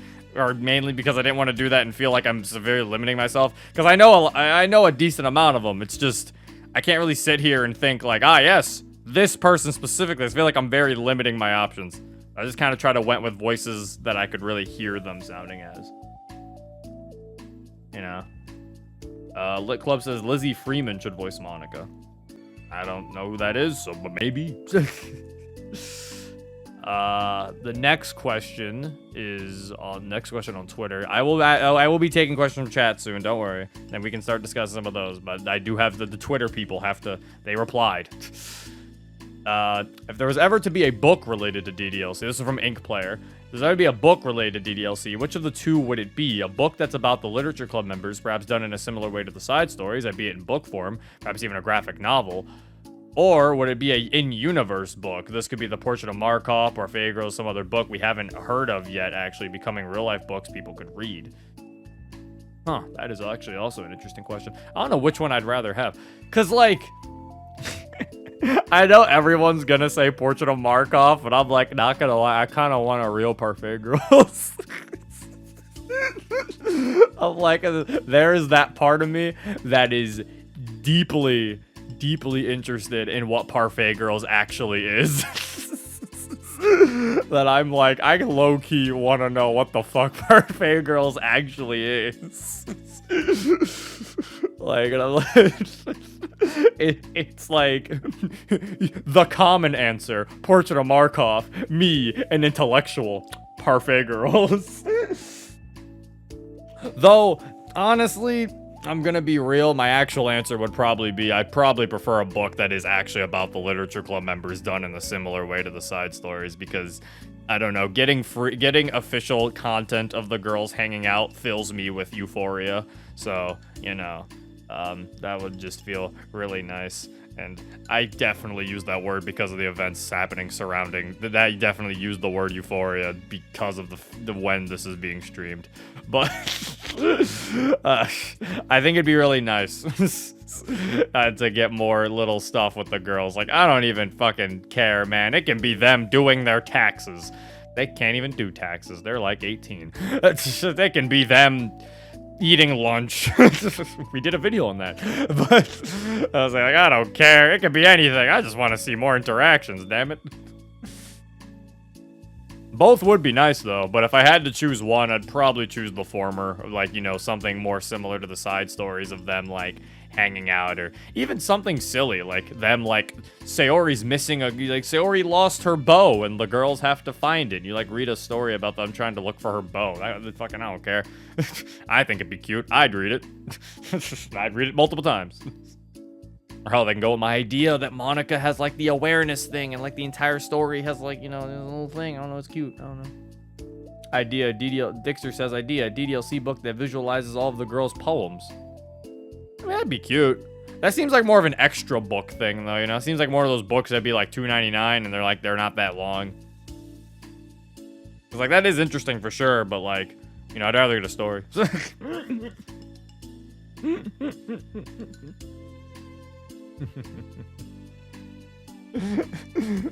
Just Libatina says one of those food animes. Apparently, what we heard, according to Natsuki and MC, everything we've heard about Parfait Girls, it is apparently extremely moe, and it stars some girl named Midori who is very clumsy. And apparently characters do get arcs in it, so I don't know what it's actually about. Apparently it's all about girls who are extremely moe, and for some reason it's called Parfait Girls. So I don't know. Well, now I guess we'll learn in the future what it is. Well, I mean, we'll never know. Dan will have to confirm it for us. I mean, I don't know. We did get confirmation what Natsuki's cupcakes finally actually look like, despite being just described to us. So, I mean, maybe someday we'll also get to know what Parfait Girls actually is. Maybe it's just a maybe someday. Dan, go write Parfait Girls, says Libatina. Yes, I want him to write it. Unknown Mikun says, what is the most scariest thing in the base game that made you crap your pants? So I don't think anything in DDLC perhaps made me crap my pants, but obviously I think I mentioned this also in the previous one, where I was like, DDLC's actually, no, I never mentioned this specifically. I think I mentioned this in like other streams. Actually, never mentioned this here. DDLC's horror isn't made for that, you know, it's psychological horror. It was never made to be horror that's supposed to make you go, ah, or anything like that. It's supposed to just make you feel uncomfortable. You're just supposed to sit there and not really like, you know, where you are right now or the feeling of your skin. Like, you're supposed to just kind of feel like, and in my opinion, it's like way harder to pull off really good psychological horror compared to, you know, FNAF or like, you know, any mascot horror really, because, you know, they just throw, look at this guy, look at him in your face, oh, scary, you know. It's like, it's kind of hard to really pull off really good psychological horror that kind of makes you sit there and you're just like, I feel uncomfortable. It's making me uneasy. You know, because I'm somebody who, I don't even play a lot of psychological horror stuff. I think the only real psychological horror things I've played have been DDLC and Omori so far. And to me, it's like, those work extremely well. Omori almost not even feeling like a horror game at times. Omori mostly, in my opinion, I felt more sad than I did like scared in Omori sometimes, just due to the story alone. But I feel like DDLC shares very similar concepts with that, because I feel like in DDLC you start to feel just kind of sad for some of the characters, less so even kind of scared. Like, you start to feel bad once starting to really understand the story. You start feeling bad for Monika and the type of shit that she's going through with how she's stuck in this game. You start to feel bad for Sayori and her depression when she finally comes out about it. You know, you feel bad for Yuri and, you know, with the little you learn about her cutting in the game. You feel bad for Natsuki with every time she mentions her father. You start to get, you feel bad and you feel uneasy because you don't really know the full story, you know? Like, you read, like, the Papa poem and you're just like, what the fuck? Like, you feel extremely uneasy the entire time. But I will say, so I guess to say the thing that probably made me feel the most uneasy, I think my entire time playing DDLC. Because the Sayori hanging, I think, is like the obvious answer. I think a lot of people definitely felt uneasy seeing the hanging dead body of a teenager. Or hell, I was mostly surprised they even showed that. I honestly was going into the intention of thinking they weren't even going to show me that, so I was like, oh. But, it's like, I think there's a lot of, it's like, so I think that's the one I think a lot of people definitely say. I think one of the uneasy moments, I think one moment I think is kind of underrated in DDLC is the, what was it? I think I really like the moment when you're talking to Natsuki and she makes the poem, which is like a cry for help. I think that one is extremely unnerving. Because, like, it is so disturbing because you've just been like reading, like, because you've just been kind of on the ride for Act 2 a lot of the time, right? And just kind of listening to a lot of this shit, and you're like, all right, things just going off the rails, whatever. And a lot of the time, the girls are acting how they're supposed to. They're still making their poems and stuff, so you're like, all right, whatever. Yuri's just acting weird. So then Natsuki makes a poem, and you look at it, and it's just basically a cry for help about everything is really weird. And you're like, oh, what the fuck?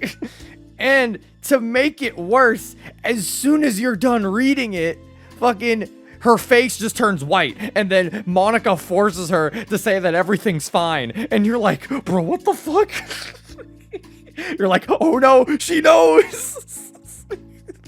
Like, dude, like, I don't know. Like, to me, that moment is actually pretty fucking unnerving because, like, just getting, like, like, expecting to read a poem and then seeing a message of Natsuki just not knowing what's going on, too. I think that's what also makes it unnerving because you, as the player, you kind of have a better idea of what's going on than Natsuki does because you know this is a video game. So you know that, you know, Monika deleted Sayori and everything.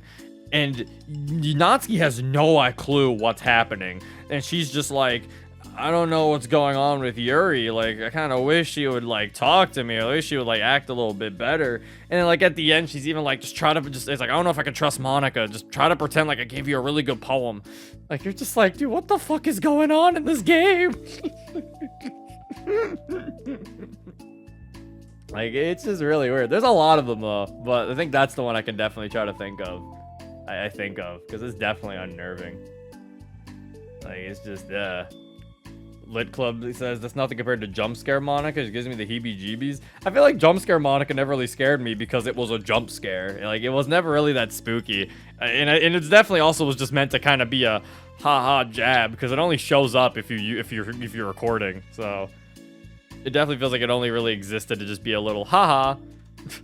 And I do find that hilarious, by the way. I love the fact that the game will notice that you're recording and be like, you're not streaming this, are you? And you're like, oh. And then she does a little jump scare. I think that's funny. That's cute. Greg says, like, showing you this is very real for them. Yeah, exactly. Yeah, it's like that note gives you, like, that realization that all of this is actually happening to them. Like, they are real. And it's it's also the first piece of evidence that kind of makes you not believe Monika when she says that they're all fake. Because, yeah, you're like, well, how can they be fake and following a script if Natsuki just wrote me a fucking letter talking about how weird everything is? Like, that's your first piece of evidence that what Monika is saying is just false. You know, so it's like, now you're seeing Natsuki also go off script, and it's creepy. There's something just slightly disturbing about the whole situation. Then obviously, you know, there's Play With Me Natsuki. That's also unnerving as hell too. If you get that, that's just creepy. It's just, like, I don't like, not even because of the jump scare. It's like the lead into the jump scare is always the creepiest shit for me for that fucking thing. Like, her just randomly talking so weirdly. It was like, hey, you didn't hang out with me yesterday, you know, stuff. And then, like, the music slowly turning to shit. Or if her face starts fucking up, you're like, oh, God. Her eyes start to bleed. Like, it's like, And people who didn't, and the shitty part is you only get it if you go down Natsuki's route too. For the people who didn't pick Natsuki route, they don't even know about that shit. And it's like, that shit's weird. I also think the beginning of Act 3 is also very underrated. Because I mentioned this on other streams, but I never talked about it here. Where I mentioned how DDLC feels one of the big reasons why DDLC feels so different to like a lot of the other big indie horror games, and mainly because they're all mascot horrors and DDLC really isn't. The other thing, not just because it's psychological horror, but Monika herself as the antagonist. A lot of these other horrors, because of their mascot horrors, the antagonists and the mascots of their games are the antagonists. They're evil. They just want to kill you, you know. Freddy Fazbear wants to maul your face off.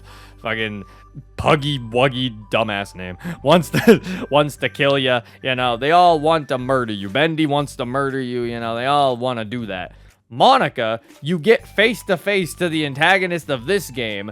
You know, after all the shit she just did, you're face to face with her. You're finally there. The final battle. She just talks to you. You just have a normal conversation about life. Real stuff. Like, you know, you just talk about real things, and you realize she has no intention of even hurting you.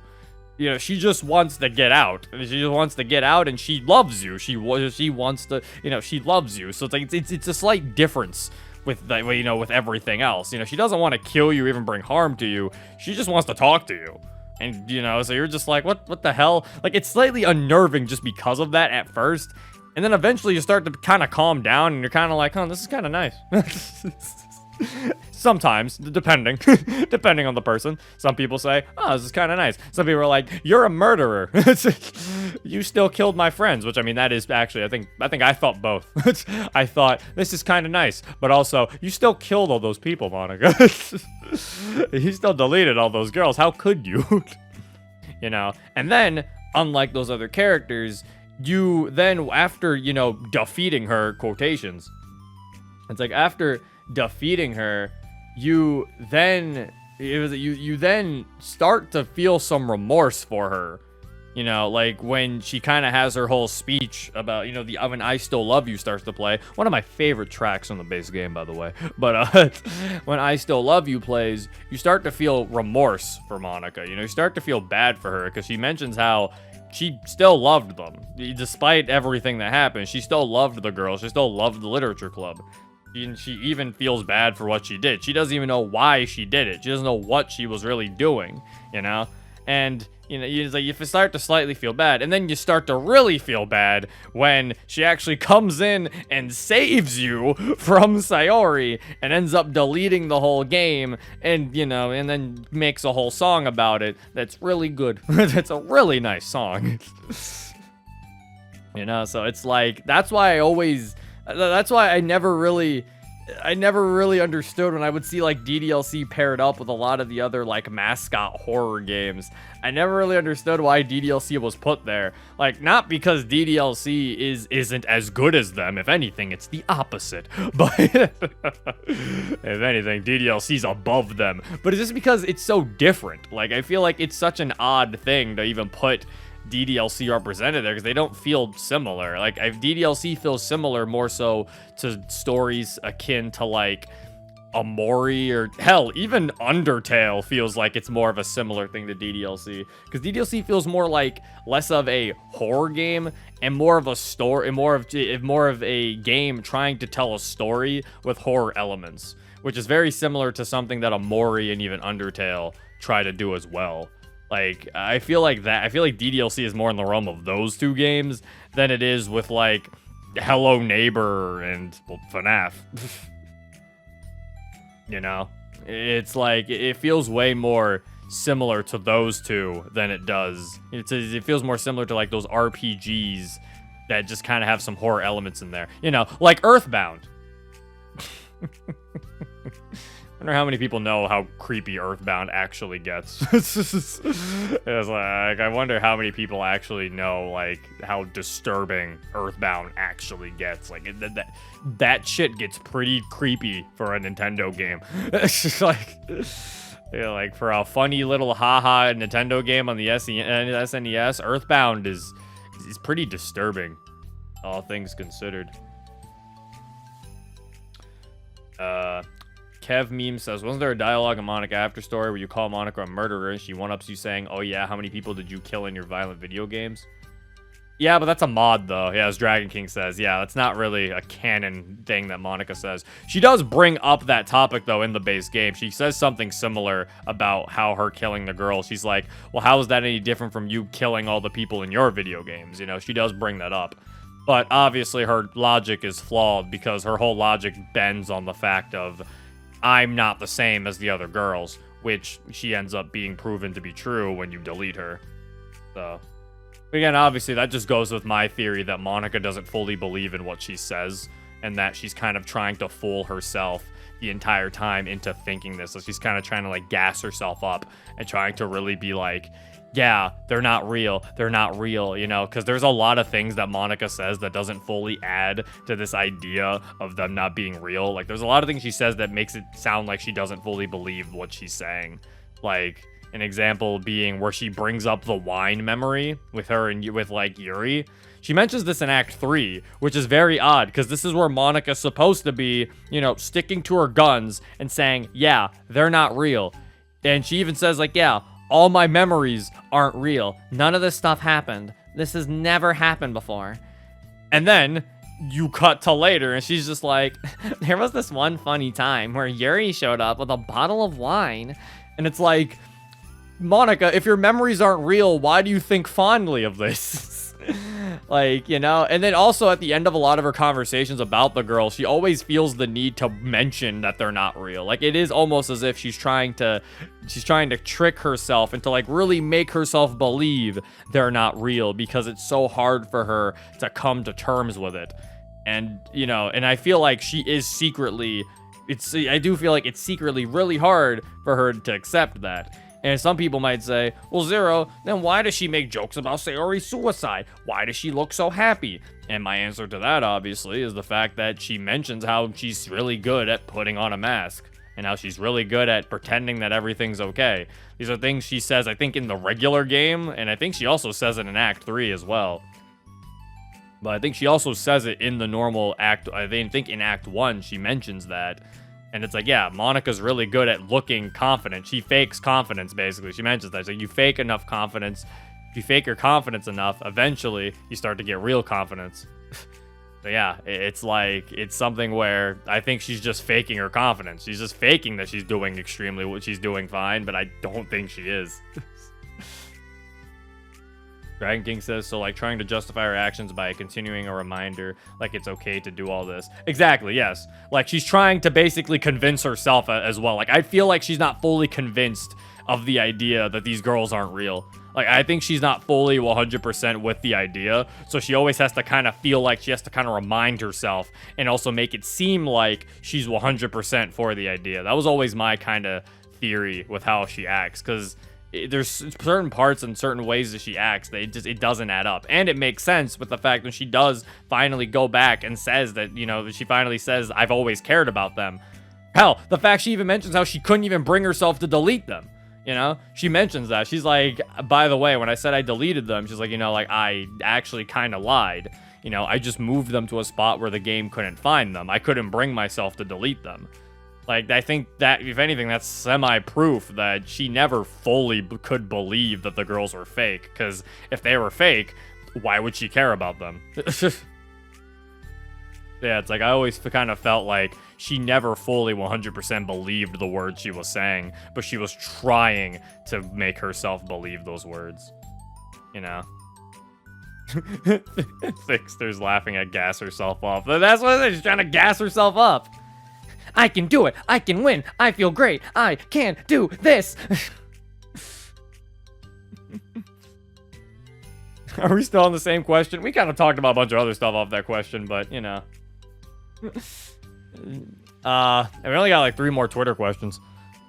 Dylan asks, what's people's opinions on the different versions of the girls, which randomly appear every so often, like the male versions or any other ones that you can think of? I need different versions of the girls. Okay, so I'm like not 100% what he means by this. He said the male ones. If he wants my opinion on the male Dokis from what, Switcheroo, I'm pretty sure. They look fine, I guess. They're very effeminate. They are very effeminate men. Which I feel like shouldn't be the case, because like if you're trying to make them into men, shouldn't, because that implies that the girls are all very manly. You know, it's like for them to be a 100% swap, because the girls are very girly. So for it to be a 100% swap, that would mean the men would have to be very manly. You know, so it's like, but in terms of like how they actually look, I think they look fine. I don't like how the male Monika looks though. I don't like him. He's, I don't like him. He looks weird. The Yuri looks fine. Sayori looks, the Sayori one I think probably looks the best out of the four male ones. The Natsuki one I think looks funny. I think the Natsuki one looks funny because the Natsuki one kind of looks like a femboy.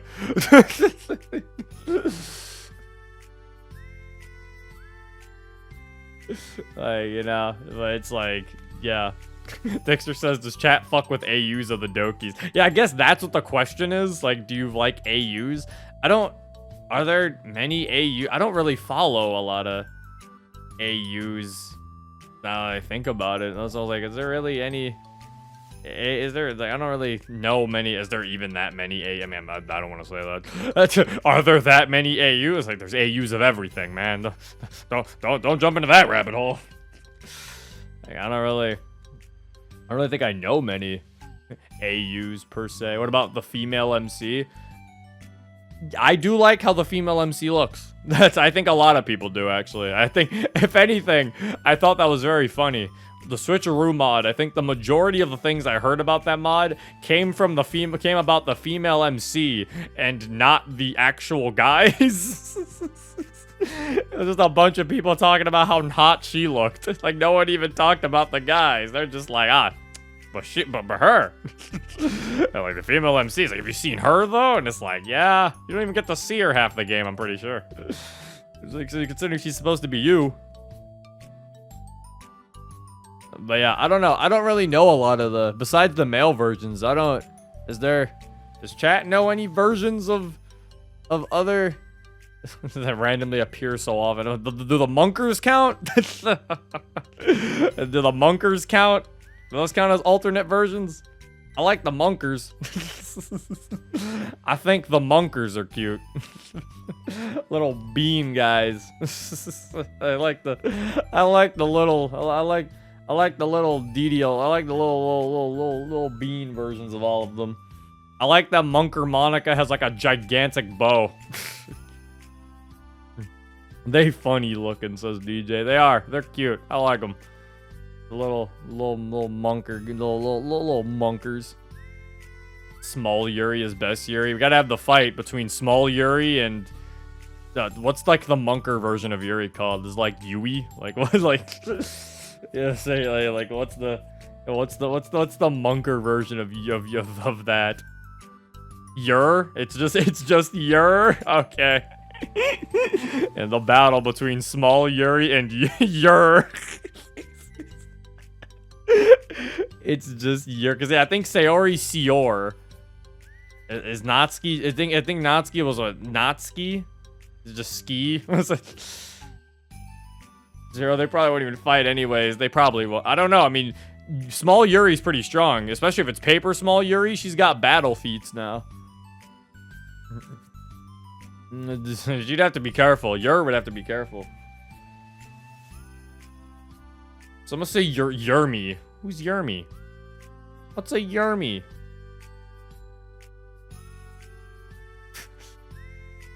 A close second would be Yurmi from the subreddit. Oh, it's a thing from the subreddit. Oh. I don't know. Let me actually look this up so I can discuss what a Yurmi is. I feel like, just because I don't want this person's question to feel like I can't answer it as well. Yurmi. What is it? It's Yuri as a worm. Oh. It's Yuri as a worm. I see. Yuri if she was a worm. Well, MC, would you love me if I was a worm? Oh, sure, Yuri, of course. Oh, no. She's an actual worm now. Well, Yuri fans, now the answer's to you. If you love Yuri, would you love Yuri if she was a worm? The question's on you, chat. Oh, wait. Oh, do these things also talk about, like, what was it? Neo Monika? Does that count? Is that, like, what he's trying to talk about, too? He says, like, the different versions of the girls. Would that count? Also, all the Yuri fans are saying yes in the chat. So, there's that. That's nice to know. I mean, does that count, I guess? Like, there's opinions of that. I think, if that counts, then I think Neo Monika's fine, personally. Now, let me preface this. I don't hate Neo Monika's design. I will just say it does feel a bit too gaudy for Monika, personally. I'm not a huge fan of it. I think it's fine. I don't know. I'm not, like, on the hype train, I think, of Neo Monika. I don't think I was ever as stoked about the design as everyone else truly was. I always just kind of thought it looked okay, you know? I don't know.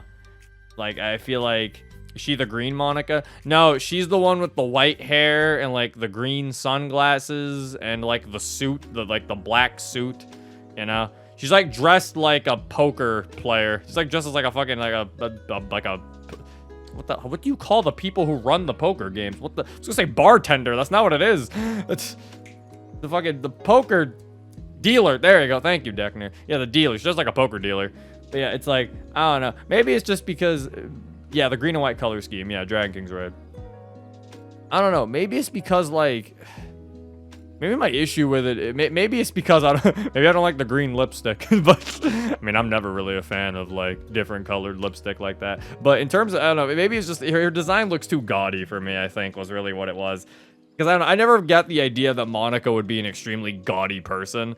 So I felt like I never really could... She looks like evil Monika, I guess, a way to describe her for me. She doesn't have green lipstick, right? DJ says. No, she has green lipstick. She does have green lipstick. Like, for me to give my feelings on Neo Monika, she always gave me, like, evil Monika vibes. Like, she's the anti-Monika. At least visually, obviously. She's, like, anti-Monika. Like, that's what it looks like. It looks like I'm expecting her and Monika to have a battle. Or she's like the evil Monika, and Monika's the good Monika. But yeah, I don't know. I think the design is fine, though. I don't think it's terrible or anything. Don't get me wrong. I'm just saying I don't think I'm not really as hyped as everyone else was about Neo Monika. I think she's okay. You know. Fixer says, I do like Neo Monika. I just wish there was a mod with her because I ain't playing Friday Night Funkin' just to see her. Honestly, I am surprised there's no, like, custom DDLC sprite of Neo Monika. Because, yeah, that is kind of surprising. I would probably use her as an evil Monika if there were to be a free sprite, though. I would 100% use her as, like, an evil Monika. My name is Akanim, and I am evil. Oh, my God, Misty. Is that a behind closed doors reference? Holy shit. A behind closed doors reference in 2024?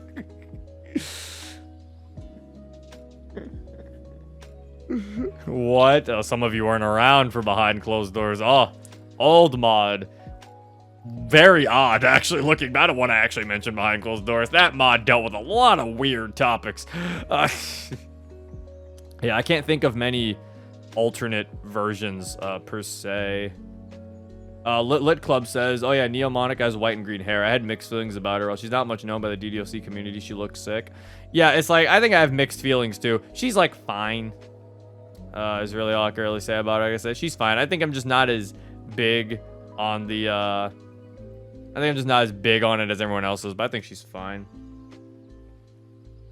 The only one I can really... Oh, it's a Family Guy reference. Oh, I thought we were referencing Behind Closed Doors, because that also did that joke. Not joke, but did that as a plot point. But, yeah, I can't think of any other versions of the girls as far as I'm aware. I am sorry. If anyone wants to ask that question again at some point, I would recommend putting some examples or specifics, just in case I don't know what's being talked about. I am sorry if I did not answer your question as well as I could have. DJ the Dingus asks, what would Monika, at least vanilla Monika, though I could make exceptions to other interpretations, think it means to be free? I think Monika's definition of being free, so it isn't being free of the script from what we can tell, because she's already free of the script in the base game. The story of the base game is already that she doesn't follow the script. She doesn't have to follow the script. So she's basically already free in the world of the game. It seems like her definition of free in DDLC was to get out of the game and be in the real world. It seemed like that was her definition of being free. You know, it had nothing to do with free will because she already had free will. That was the whole thing. That in her opinion, that's what separated her from the other girls, was that she had free will and could go off the script. You know, the freedom that she wanted, though, was to be free from the confines of the game. She wanted to be able to break out of the game and be in the real world, so to speak. So yeah, so I think that's her definition of being free, is, well, to be free of the video game and be in the real world with the rest of us. And pay taxes.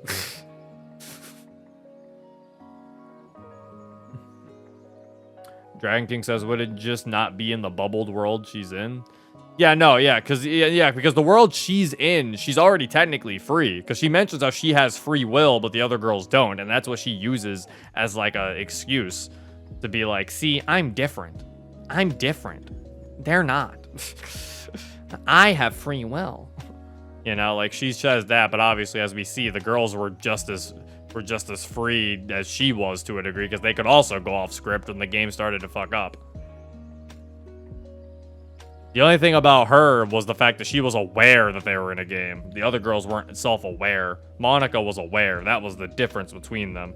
But she wasn't any more free than they were. She was just aware of it while also having the power to control the game. Not like the other girls. I'm Monika. I'm not like the other girls. I'm self-aware.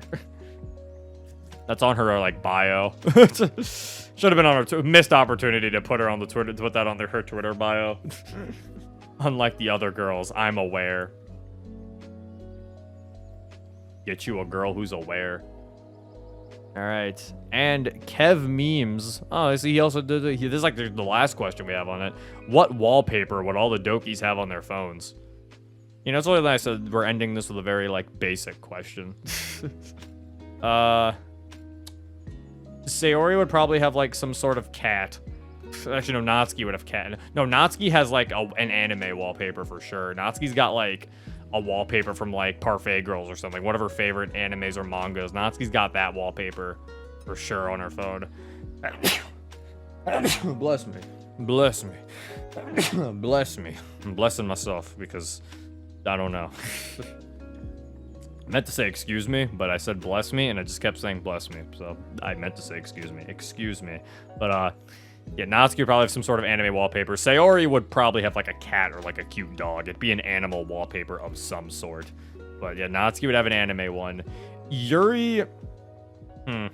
Yuri's wallpaper would be, like, her favorite quote from one of her authors, like, one of her favorite authors. Like, she'd have like, it would be, like, a quote from, like, her favorite book or her favorite author. Like, that would be, like, Yuri's. That would be Yuri's wallpaper.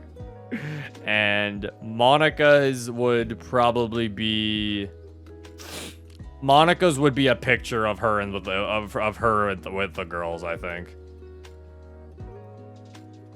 I think it would be like a group photo. The group photo they took in Plus, I think that's Monika's phone wallpaper.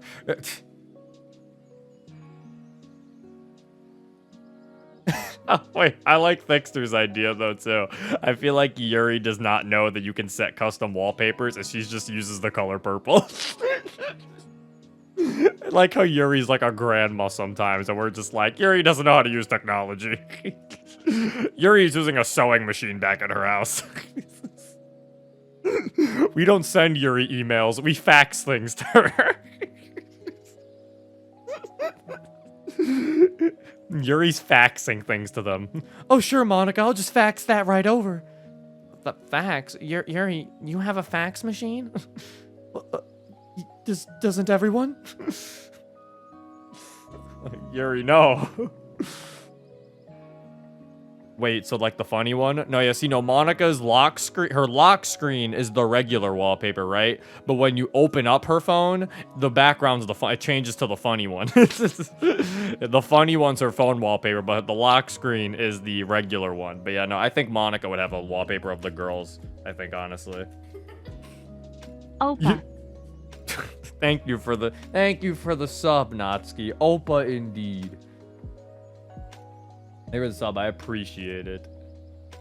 Mississippi King, we don't send Yuri emails. We give them to her via carrier pigeon. Yuri really the type of person when she's writing a letter, she's taking out the quill and fucking ink. Thanks there, Yuri be asking for everyone's AOL usernames. Yuri really be using Internet Explorer, bro. Okay. Yeah, I think that's... Oh, I guess I have to answer MC's too. I have to answer MC's wallpaper because I was thinking about that. And I was like, his would probably be similar to Natsuki's. It'd probably definitely be an anime. It'd be based off like an anime that he likes or something for sure. I think. It would be some shonen anime that he likes. Yeah, he'd have like, he'd have the shonen character. He'd have the shonen anime wallpaper or like a wallpaper for like a video game that he likes. Hentai lock screen, says BT Troll. See, but that's the thing. MC never gives off like, you know, like anime hentai, you know, like fucking enthusiast, titty expert, you know. MC never really gives off that vibe in DDLC, especially considering the fact that he only joined the literature club because the girls got sad. Like, he was never given off the vibe that he's like some perverted, you know, like anime weirdo. I feel like he's always just gotten the vibe of just being a dude who likes to watch anime and just is antisocial. Like, the vibe I always got from MC was just that he's an antisocial dude who just spends his time watching anime or playing video games, really. Like, I feel like he was never given... I feel like he's not supposed to be the weird dude who's like, you guys want to watch me play this visual novel? You want to watch me play this dating sim visual novel? There's 5 sex scenes in it. Like, he's definitely probably played visual novels, but he's probably played, like, you know, Danganronpa and, like, Steins Gate.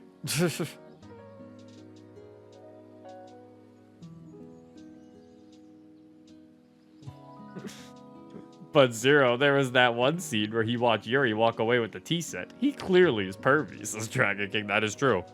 There was that time where he he saw Natsuki's butt. Fixer says MC would have a basic ass picture of him with the Doki he's dating at the time. He'd have a picture with the girl he's dating at the time, and the reason why it's his wallpaper is because the girl told him to set it as his wallpaper. Well, no, actually, no. They didn't tell him to do it unless it's Natsuki. But, they never told him to do it. They, like, indirectly did. Like, they were like, oh, your wallpaper isn't me? You know, and they're like, and he's like, what? I mean, you want me to change it to that? And they're like, no, it's fine. You don't have to. And then he's like, oh, I'll do it. And he just does it anyway. I said, unless it's Natsuki. Natsuki would kind of throw a fit about it, but like, be like, it's like, oh, you don't have me as your wallpaper? Like, you don't have me as yours. It's like, well, yeah, but that doesn't matter. We're talking about you.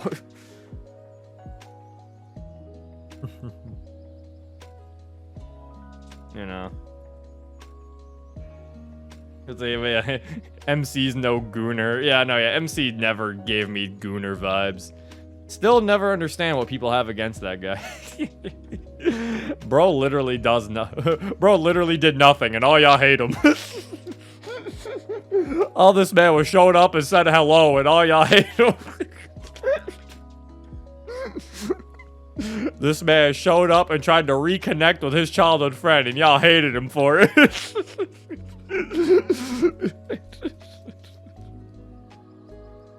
Bro existed. Yeah, all bro did was exist, and people got mad at him.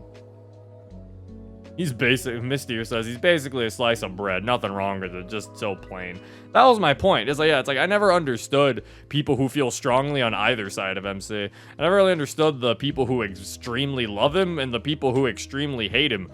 I feel like you can't really have a strong opinion of him. I just feel like he's sure is a character that exists. Like, I think he's fine. He serves his purpose well. Has some funny one-liners here and there I find myself chuckling at still today. You know? That's really all it is. They see themselves in him and don't want to face the reality, says Mississippi King.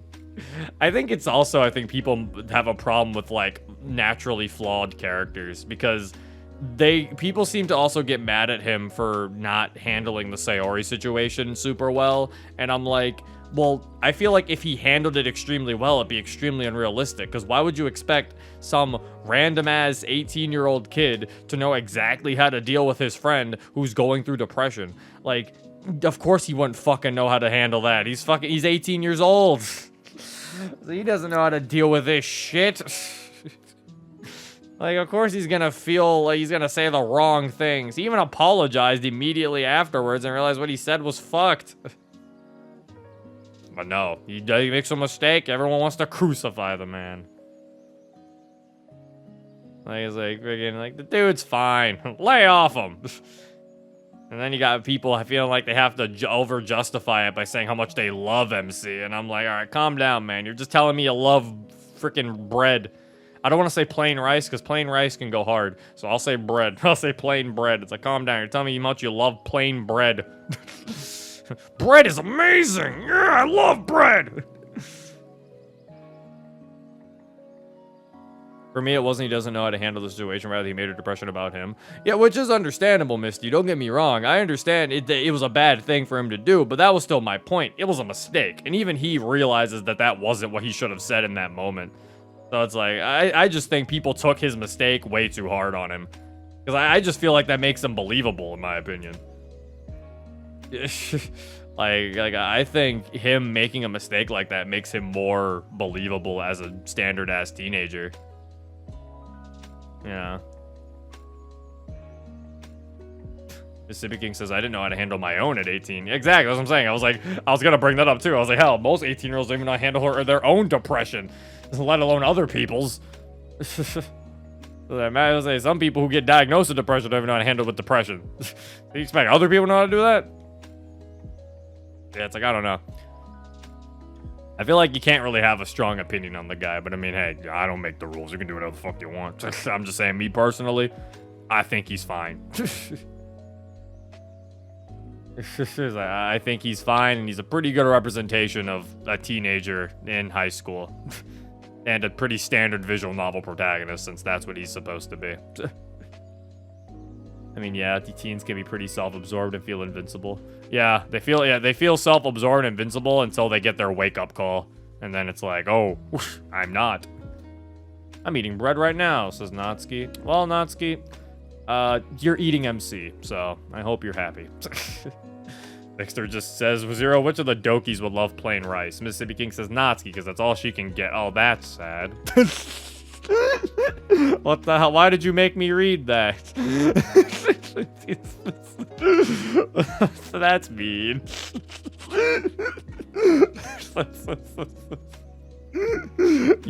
Chat, you're a monster.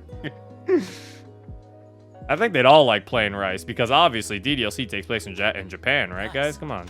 Can you think of a main character from a game you played the girls will miss cause of how good they are story-wise? Like they are really interested in that person, and when they died it hit them in the feels. I have one in mind, but some might not agreed with it, so I want to know what y'all have in mind. Alright, so thank you for the 100 bits, DJ. So your question was, can I think of a main character the girls will miss because of how good they are story-wise? So you meant like, if we take a main character from another story and make them the main character of DDLC? Like, because you said the girl, so I'm assuming you meant that you were talking about the so you're saying like if we were to take, okay, you're saying no. So are you is this question entirely unrelated? In a game. Okay, well, if this isn't related to DDLC, I don't know if I can really answer this question. Oh, wait. Oh, wait a minute. Oh, wait. Your question... Wait. Can you think of a main character the girls will miss because of how good they are story-wise? Like, they're really interested in that person, and when they die, it hit them in the feels. I'm trying to, like, think, because I was like, wait, would that be similar to DDLC? Because, like, no, because, I mean, when Sayori died, I guess MC was sad. They take place in Japan, quotations. Yeah, come on, guys. They obviously all like plain rice. They take place in Japan. Giant quotations. Come on. I don't think any of them would dislike plain rice, though, if you actually want an answer to that question. I think most people would like plain rice. I think Natsuki would probably find plain rice to be some sort of insult, though, because she'd be like, you're not putting, like, anything on it. I don't know. I think most chefs serve plain rice, though, so I think Natsuki would be fine with plain rice. I think a majority of them would be fine with plain rice. Sayori might find it boring, but I think that's just Sayori being Sayori.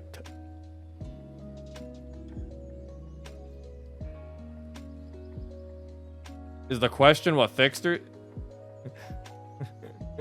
Which video game character death would the Dokis be saddest over? Is that what the question is? D just said maybe. I don't know. I'm asking questions at this point. Okay, well...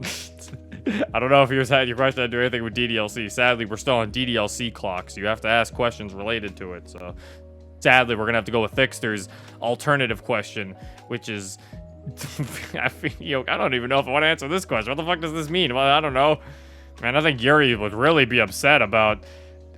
there's a lot of spoilers with video game character deaths. Oh, God. Do I even want to... Can I even say this? Imagine being somebody who's listening to Doki Discussion Part 3, and that's how you got spoiled for Persona 5.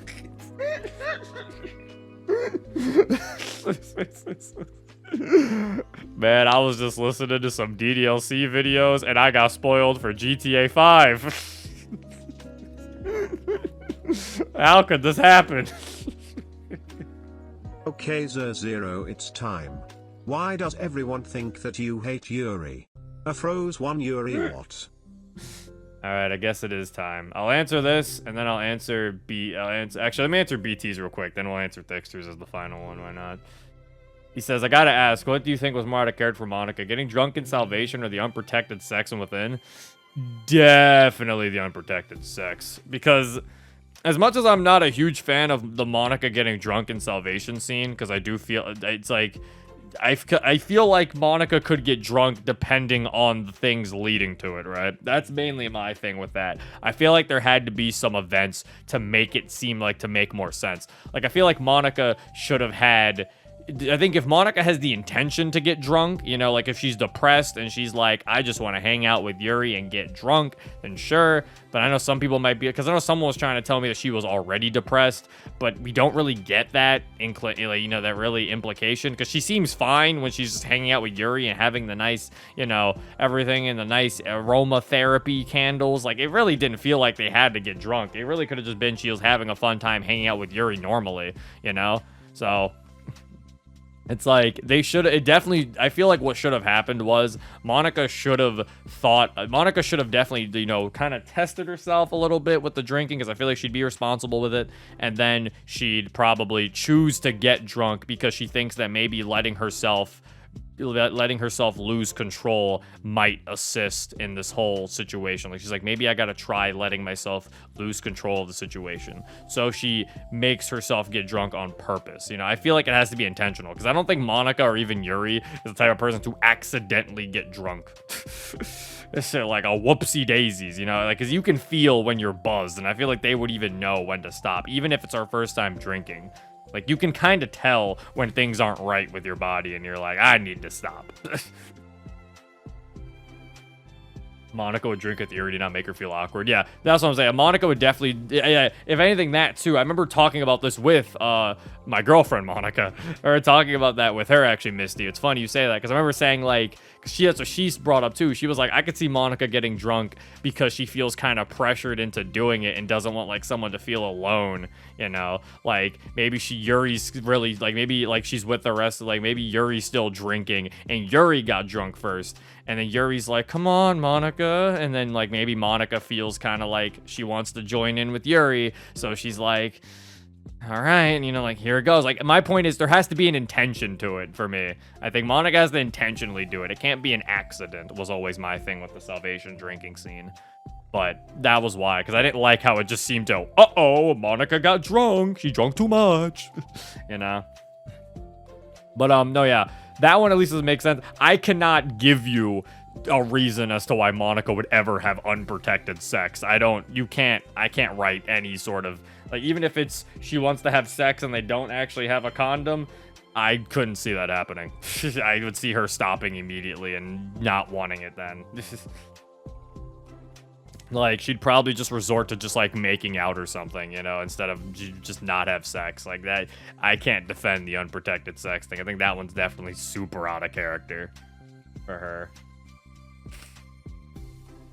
Would Yuri do that? Well, so now that is a good question. Yuri, I also thought Yuri getting drunk was kind of out of character too, because I feel like Yuri is a seasoned person as well. I feel like Yuri getting drunk would have to be like if she had like a stressful day, right? Like it would have to be like, you know, her and Natsuki got into a huge argument or something, you know, and then she's drinking because, you know, she's just tired, you know, or maybe she got bullied today at school, so she's kind of drinking to kind of, you know, to kind of really relax her nerves, but she drank a little too much because of how depressed or stressed she was, you know. And then Monika drinks with her because she doesn't want her to feel alone. Yeah, Misty says, oh, for sure she would drink, but more for the taste, but is able to temper her drinking habits where she could get drunk. Yeah, that's what I'm saying. Yeah, I feel like both would be able to, and I feel like they'd only really do it if they're like really stressed or really depressed.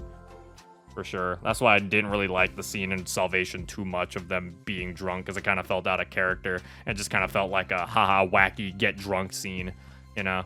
But overall, I like Monika and Yuri hanging out though in that scene. I do like what that scene stands for. I just feel like it kind of ruined the niceness of the scene by being like, haha, they're drunk now. It also kind of sucks because I'm like, I liked Yuri and Monika actually hanging out, and then now I'm like, well, they're not even really hanging out now because now it feels like Monika can only hang out with Yuri while she's drunk. But to answer your question, Thickster, why does everyone think that I hate Yuri? So, you're asking the wrong person, first of all, but because I really don't know why people still, I don't know why people still think this, but I guess I can try to maybe think why people still think this. I'm assuming the main reason why people think I hate Yuri is because, to be honest, when I did start the channel, I was a Natsuki fan, and I was very vitriol, I think, towards Yuri. I think I would call her boring and stuff as like a joke, and people definitely took those jokes too seriously. And hell, for all I know, maybe I actually didn't really like her. I don't think I ever actually hated Yuri, per se. I don't think I never actually used that word. I probably slightly disliked Yuri, but I never actually hated Yuri, like as a character or anything like that. I think it was more so just, I would say things like Yuri was boring and stuff. And obviously being a Natsuki fan, I think people just kind of figured that means I hate her.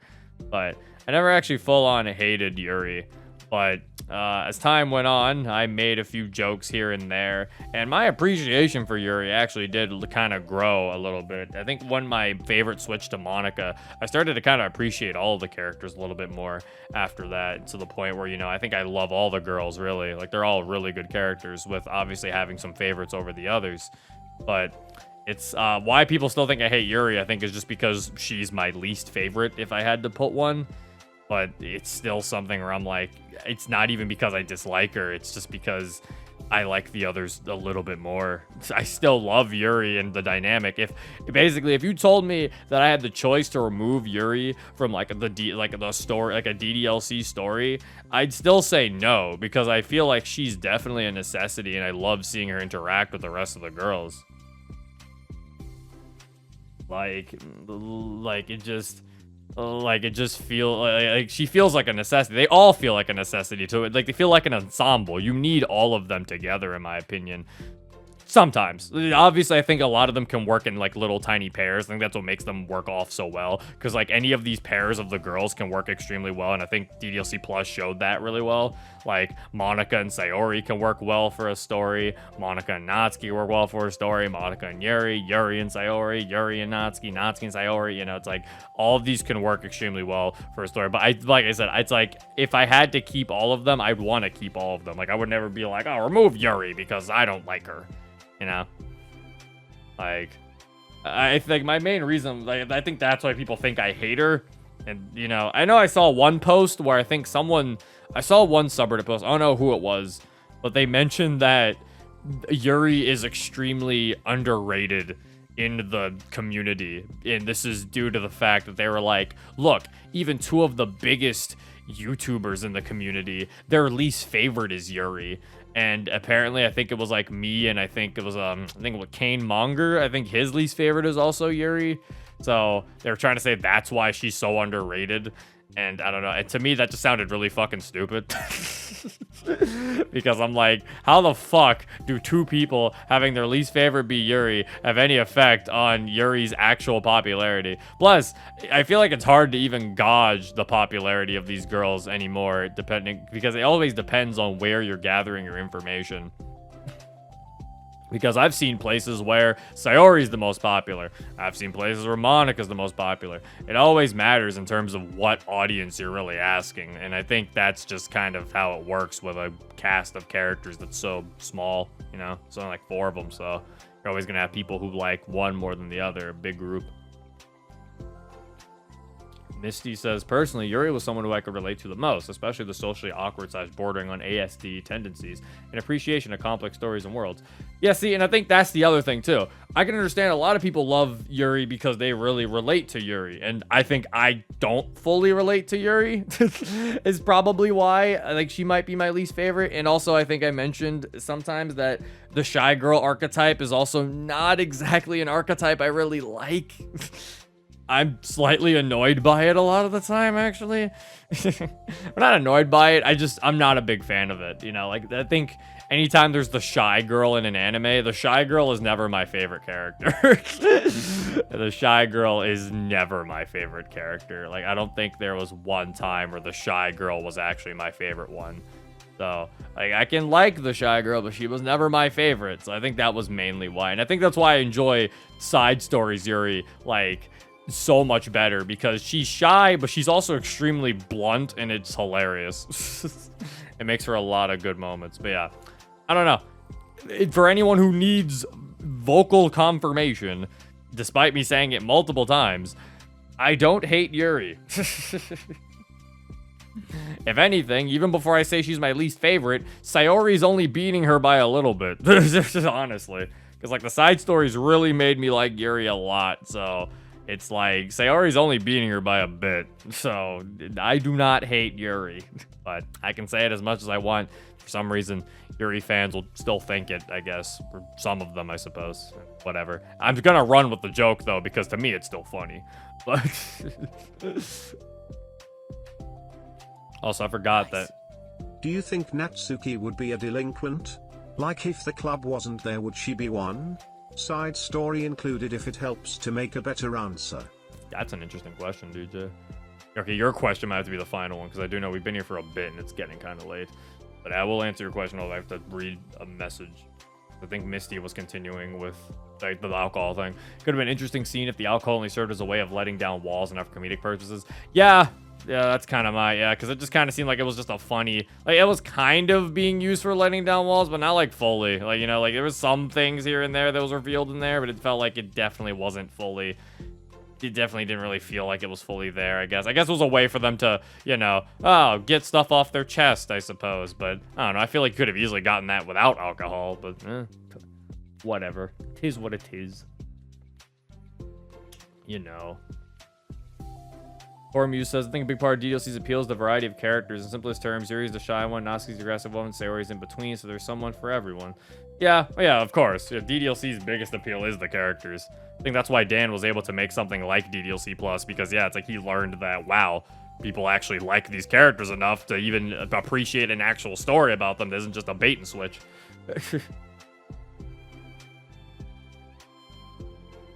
But yeah, so the question, if Natsuki would become a delinquent, see, that's a good, See, the problem with Natsuki trying to become a delinquent, I think, is that she would still have a very strict father. So it's one of those things where it's like, she would probably have to, like, run away from home or something, because her dad already sees her as, like, a fucking, like, is already potentially sees her, doesn't want her being a NEET, you know. That's why he doesn't appreciate her reading of manga. I'm assuming that's why, if we look in certain Japanese cultures, they don't like their children reading manga for that reason. And we're never really given why Natsuki's dad doesn't like her reading manga in the base game, so it's more of a guess. Like, I don't think it's ever actually said why he doesn't like her reading manga. But there is certain things, if we want to go into Japanese stuff with DDLC, it's always a little a little weird thing to do, because it's always like, it's kind of Japanese.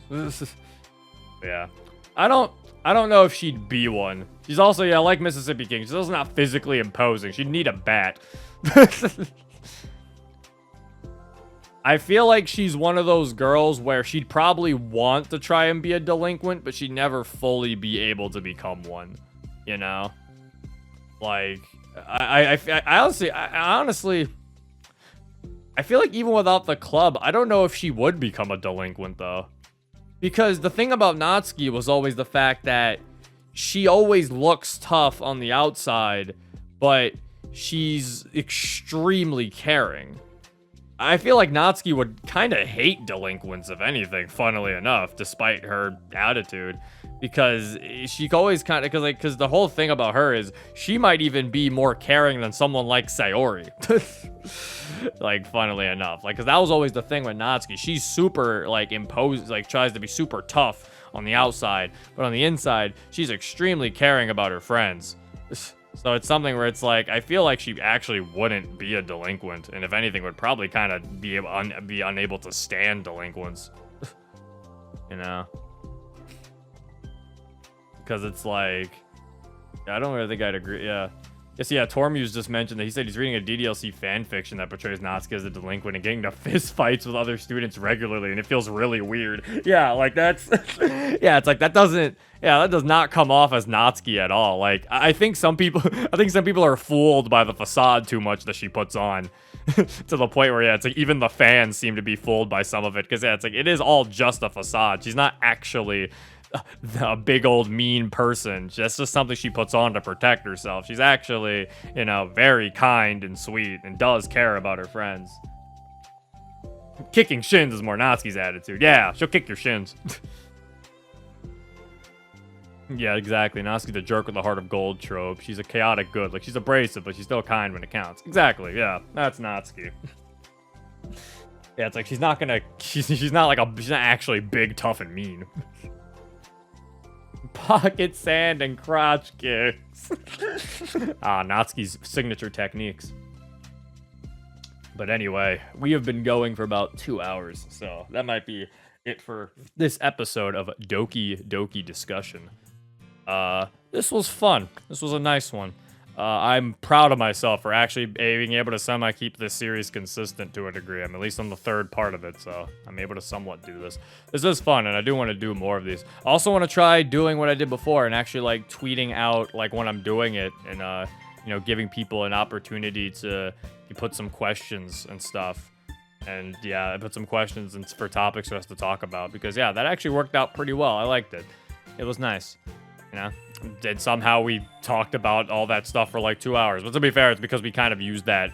It's like we kind of used that as like topic branching too. So it's like the questions were kind of useful because we were able to go into other topics, into mini topics. So yeah, that was cool. I liked that. I liked this. I'm about to do that more often because it's a nice little topic starter. But anyway, that is it. Hope you guys enjoyed. This has been Zero. Peace.